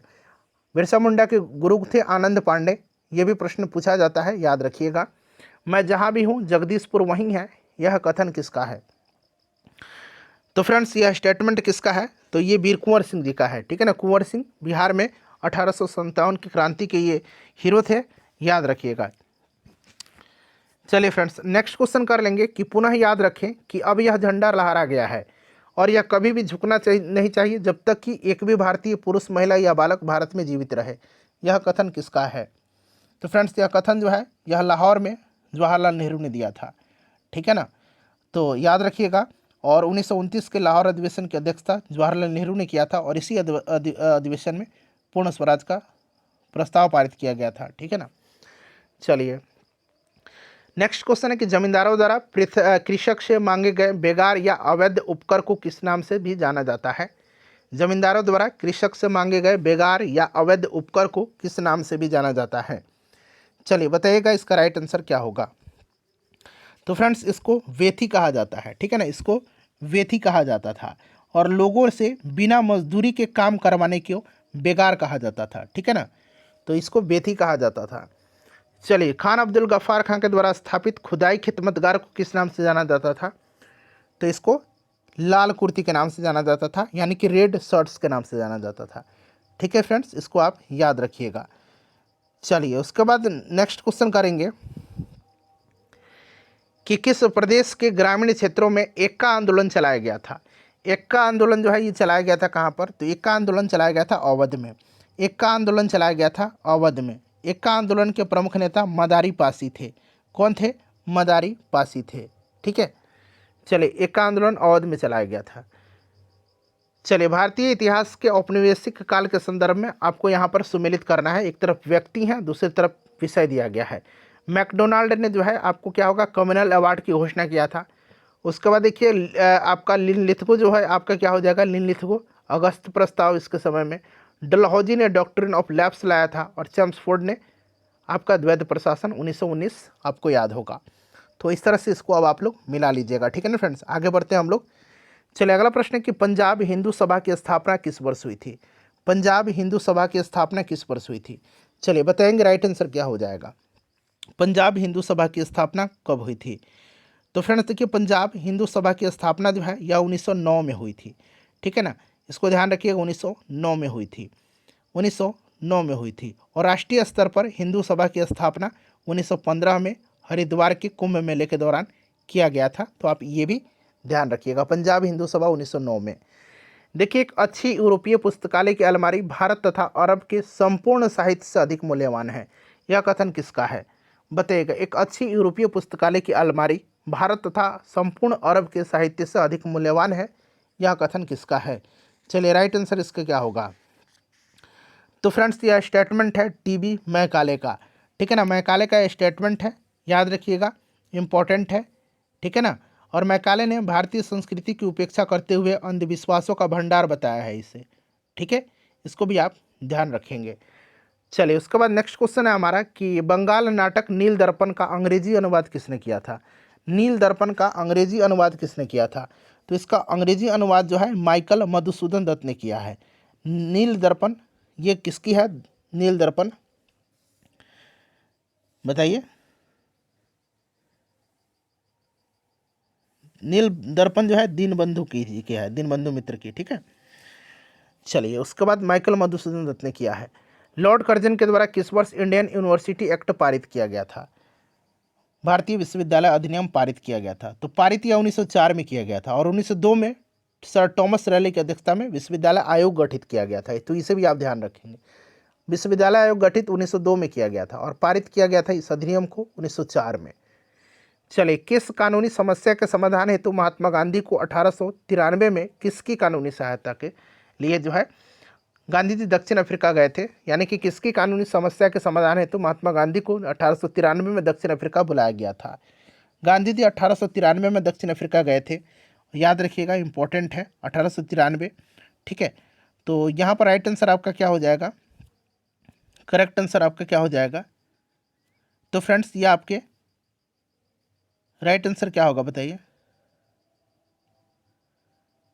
तो करेक्ट आंसर यहाँ पर हो जाएगा आपका जो दादा अब्दुल्ला थे, सेठ अब्दुल्ला, गुजरात के सेठ अब्दुल्ला। ठीक है ना, इसको आप याद रखिएगा। चलिए, उसके बाद नेक्स्ट क्वेश्चन है हमारा कि सर सैयद अहमद खां के सबसे कटु आलोचक कौन थे? सर सैयद अहमद खां के सबसे कटु आलोचक जो थे ये जमालुद्दीन अफगानी थे। कौन थे? जमालुद्दीन अफगानी थे। इसे आप याद रखिएगा, कौन थे? जमालुद्दीन अफगानी थे।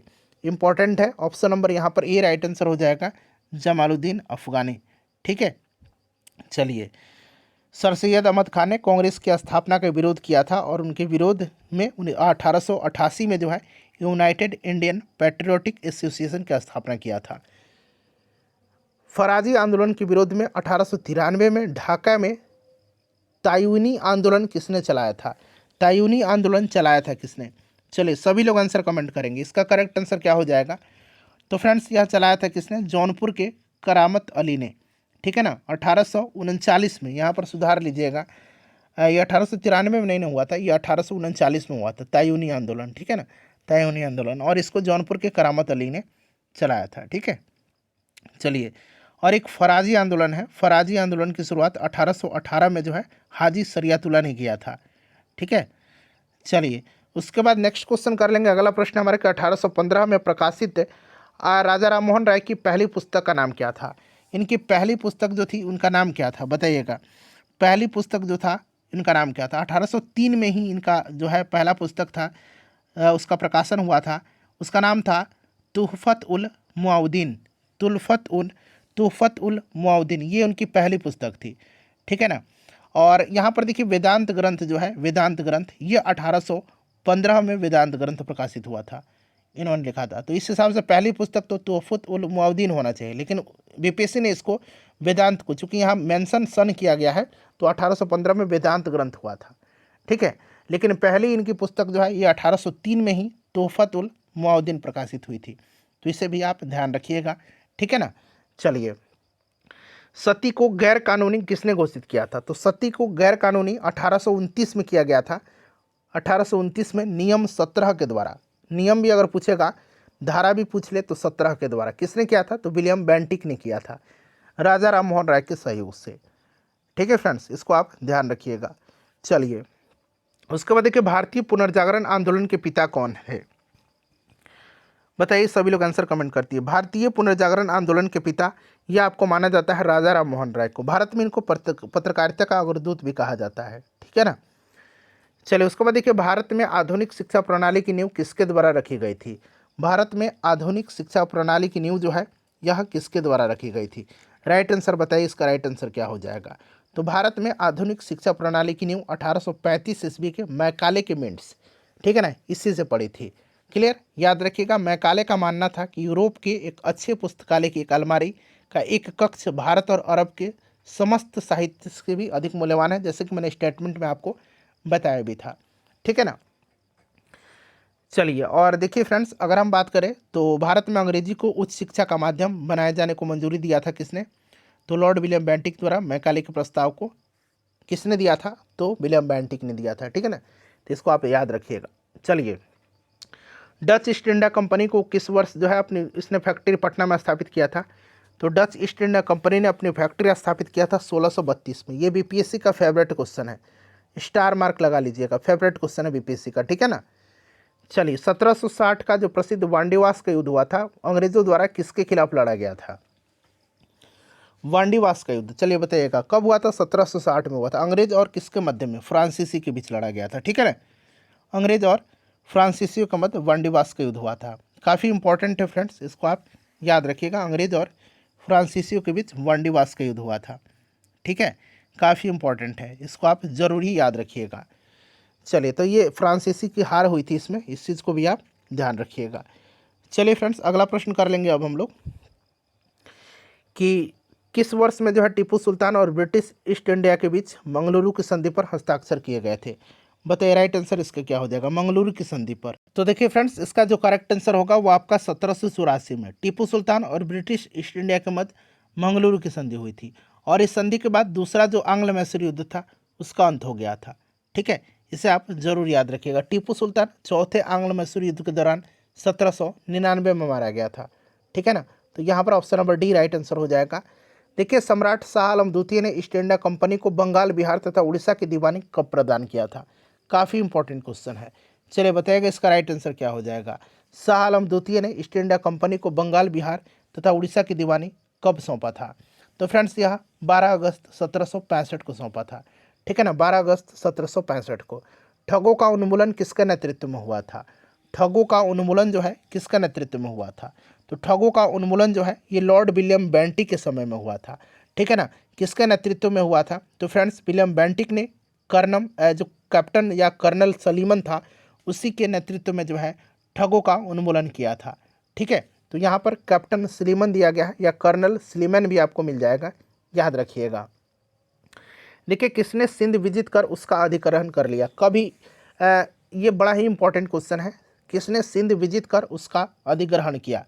बताइए राइट आंसर क्या हो जाएगा। तो देखिए 1843 में, 1843 में, याद रखिएगा, अफगानिस्तान युद्ध के बाद चार्ल्स नेपियर ने सिंध का विलय जो है ब्रिटिश साम्राज्य में कर लिया था। ठीक है, तो ये चार्ल्स नेपियर, याद रखिएगा, काफ़ी इंपॉर्टेंट ये क्वेश्चन है। चलिए फ्रेंड्स, नेक्स्ट क्वेश्चन है कि बंगाल में द्विशासन प्रणाली किसके द्वारा लागू की गई थी। बंगाल में जो है यह आपका द्विशासन प्रणाली किसके द्वारा लागू की गई थी? तो बंगाल में जो है आपका द्वैध शासन प्रणाली की शुरुआत रॉबर्ट क्लाइव के समय में 1765 में हुई थी। तो यहाँ पर रॉबर्ट क्लाइव राइट आंसर हो जाएगा।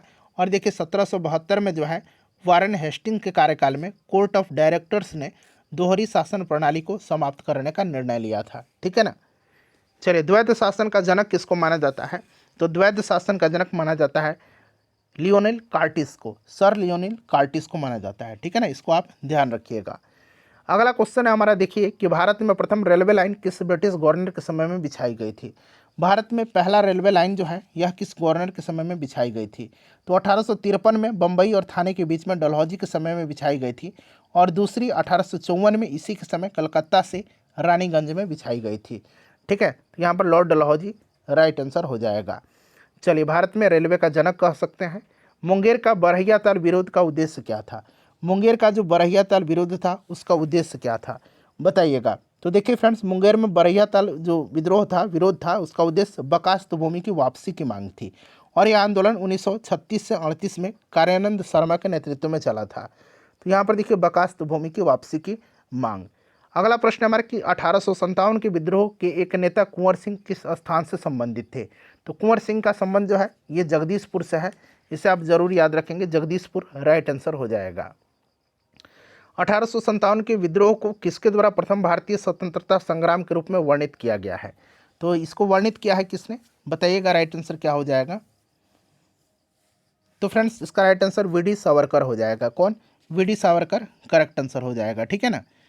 चलिए, उसके बाद नेक्स्ट क्वेश्चन कर लेंगे। अगला प्रश्न हमारा कि निम्नलिखित में से कौन सा आयोग 1857 के विद्रोह के दमन के बाद भारतीय फौज के नव संगठन से संबंधित है? सभी लोग आंसर कमेंट करिएगा। इसका काफ़ी इंपॉर्टेंट क्वेश्चन है, बताइए इसका करेक्ट आंसर क्या हो जाएगा? सभी लोग इसका आंसर कमेंट करिएगा। तो फ्रेंड्स, ये आपका कौन सा आयोग था? तो ये पील कमीशन था। पील कमीशन आपको याद होगा। ठीक है ना, पील कमीशन यहाँ पर करेक्ट आंसर हो जाएगा। ठीक है, पील कमीशन करेक्ट आंसर हो जाएगा। पील आयोग, क्लियर, पील आयोग है। इसका राइट आंसर क्या हो जाएगा? पील आयोग हो जाएगा। काफ़ी इंपॉर्टेंट है, इसको आप याद रखिएगा। 1857 के विद्रोह के दमन के बाद ब्रिटिश सरकार ने भारतीय फौज के नवगठन के लिए पील आयोग गठन किया था, जिसने सेना के रेजिमेंटों को जाति, समुदाय और धर्म के आधार पर विभाजित किया, और यूरोपीय संख्या जो सैनिक थे उनकी संख्या जो 1857 से पूर्व मात्र 45,000 थी उसको 65,000 कर दिया गया था, और भारतीय सैनिकों की संख्या जो 2,38,000 थी उसको घटा करके 1,40,000 कर दिया गया था। और बंगाल में यूरोपीय सैनिकों और भारतीय सैनिकों का जो अनुपात था वह 1:2 रखा गया था। ठीक है ना, और मद्रास में 1:3 रखा गया था। नेक्स्ट क्वेश्चन है कि नील विद्रोह किसके बारे में था? नील विद्रोह जो था यह किसके बारे में था? सभी ऑप्शन को पढ़िए और राइट आंसर बताइए। नील विद्रोह किसके बारे में था? तो फ्रेंड्स देखिए, रैयत नील की खेती नहीं करना चाह रहे थे, परंतु उनसे एक अमान्य मूल्य पर जो है जबरदस्ती नील की खेती करवाई जा रही थी। तो यहाँ पर option number C right answer हो जाएगा। वह प्रथा जिसके तहत किसान स्वयं की भूमि का मालिक होता था और सरकार को भू राजस्व के भुगतान के लिए जिम्मेदार माना जाता था। बताइए राइट आंसर इसका क्या हो जाएगा?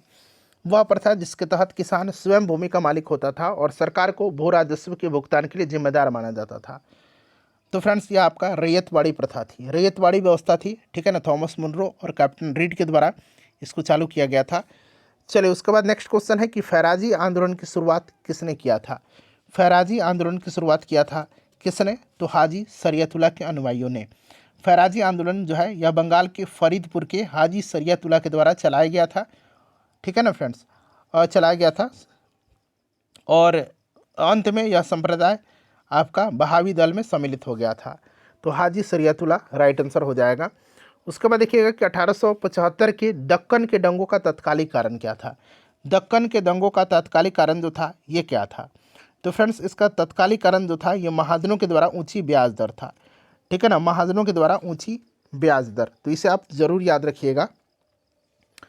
चलिए, उसके बाद देखिएगा नेक्स्ट क्वेश्चन है हमारा कि 1855 में संथाल विद्रोह का नेतृत्व किसने किया था? 1855-56 में संथाल विद्रोह हुआ था। ठीक है, काफ़ी इंपॉर्टेंट है यह, बीपीएससी टीआरई में ये ऑलरेडी पूछ लिया गया है।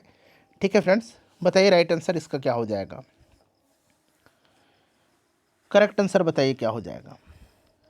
तो देखिए फ्रेंड्स, इसमें से अगर हम बात करते हैं तो इसका करेक्ट आंसर आपका हो जाएगा सिधु और कान्हू, ठीक है ना, सिधु और कान्हू यहाँ पर करेक्ट आंसर हो जाएगा। क्लियर ना, इसको आप ध्यान रखिएगा, बड़ा ही इंपॉर्टेंट है। चलिए, तो ऑप्शन नंबर यहाँ पर ए राइट आंसर हो जाएगा। क्लियर है। चलिए, उसके बाद नेक्स्ट क्वेश्चन कर लेंगे। अगला प्रश्न है हमारा कि 1831 में बुधो भगत के नेतृत्व में कोल विद्रोह किस क्षेत्र में हुआ था।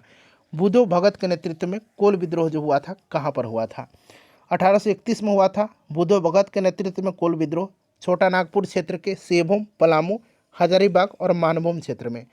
तो यहाँ पर ऑप्शन नंबर यहाँ पर देखिए सेभूम दिया गया है, ठीक है ना। चलिए, इनमें से किसने ईस्ट इंडिया कंपनी के कंट्रोल के खिलाफ बगावत नहीं किया था। बगावत नहीं किया था यह पूछा जा रहा है। तो बगावत जो है इसमें से नहीं किया था हैदराबाद के निजामों ने, ठीक है ना। हैदराबाद के निजाम को छोड़ करके यहाँ पर आप देख सकते हैं आपका विजयनगरम का राजा, उसके बाद तमिलनाडु के पॉलीगर और त्रावणकोर के दीवान, ये सब ने किया था, ठीक है ना। तो option number B right answer हो जाएगा। देखिए, बंकिम चंद्र चटर्जी की आनंद मठ में किस विद्रोह का उल्लेख है। तो ये आनंद मठ किसका है, बंकिम चंद्र चटर्जी का है, और ये आपका सन्यासी विद्रोह का है उल्लेख इसमें, ठीक है ना। चलिए, अफगानिस्तान के प्रति आक्रामक नीति किस वायसराय ने अपनाई थी। अफगानिस्तान के प्रति आक्रामक नीति किस वायसराय ने अपनाई थी। तो फ्रेंड्स ये लॉर्ड लिटन था, ठीक है ना, लॉर्ड लिटन था, इसको आप याद रखिएगा। इसी ने जो है अफगानिस्तान के प्रति आक्रामक नीति अपनाई थी। तो यहाँ पर देखिए आपका राइट आंसर लॉर्ड लिटन हो जाएगा, ठीक है। चलिए, उसके बाद नेक्स्ट क्वेश्चन कर लेंगे। अगला प्रश्न हमारा कि रैयतवाड़ी व्यवस्था सर्वप्रथम कहाँ लागू की गई थी। रैयतवाड़ी व्यवस्था जो है सर्वप्रथम कहाँ पर लागू की गई थी।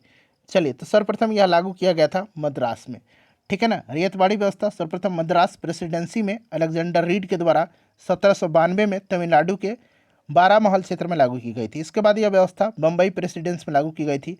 थॉमस मुनरो का संबंध रैयतवाड़ी व्यवस्था से है, ठीक है। तो यहाँ पर मद्रास राइट आंसर हो जाएगा। देखिए, खालिस्तान दिया गया है। में बिहार और बंगाल में भूमि पर किराएदारों के अधिकारों को बंगाल किराएदारी अधिनियम द्वारा प्रदान किया गया था। तो ये आपका 1885 का है, ठीक है ना, 1885 करेक्ट आंसर हो जाएगा 1885 में। क्लियर, काफ़ी इंपॉर्टेंट है, लॉर्ड डफरिन के समय में बंगाल और बिहार टेनेंसी एक्ट।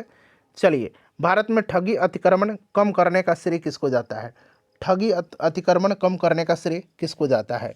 तो फ्रेंड्स यह विलियम बेंटिक को जाता है और स्लीमन की सहायता से किया था। तो यहाँ पर देखिए स्लीमन दिया गया है। इसलिए महात्मा गांधी जी पर चंपारण सत्याग्रह के लिए कब अभियोग चलाया गया था। तो फ्रेंड्स इनको चलाया गया था अभियोग कब, तो 1917 में, ठीक है ना, याद रखिएगा 1917 में बिहार के चंपारण जिले में इन्होंने सत्याग्रह किया था, ठीक है फ्रेंड्स, इसको याद रखिएगा। और चंपारण सत्याग्रह के दौरान ही रविन्द्रनाथ टैगोर जी ने इनको महात्मा की उपाधि प्रदान किया था। चलिए, किस वर्ष जो है वीडी सावरकर हिंदू महासंघ के अध्यक्ष निर्वाचित हुए थे। वीडी सावरकर जो है ये किस वर्ष हिंदू महासंघ के अध्यक्ष नियुक्त हुए थे। तो फ्रेंड्स ये 1937 से लेकर के 1943 तक जो है हिंदू महासभा के अध्यक्ष रहे थे, ठीक है ना। वीडी सावरकर ने अभिनव भारत सोसाइटी की भी स्थापना किया था, इस चीज़ को भी आप याद रखिएगा। तो 1937 से 1943, तो इनमें से कोई नहीं राइट आंसर होना चाहिए, ठीक है ना। अध्यक्ष निर्वाचित हुए थे 1937 में और ये 1943 तक रहे थे, ठीक है। इनमें से कोई नहीं राइट आंसर होगा। चलिए, सर स्टैफोर्ड क्रिप्स दिल्ली कब पहुंचा था, बताएंगे इसका राइट आंसर क्या होगा।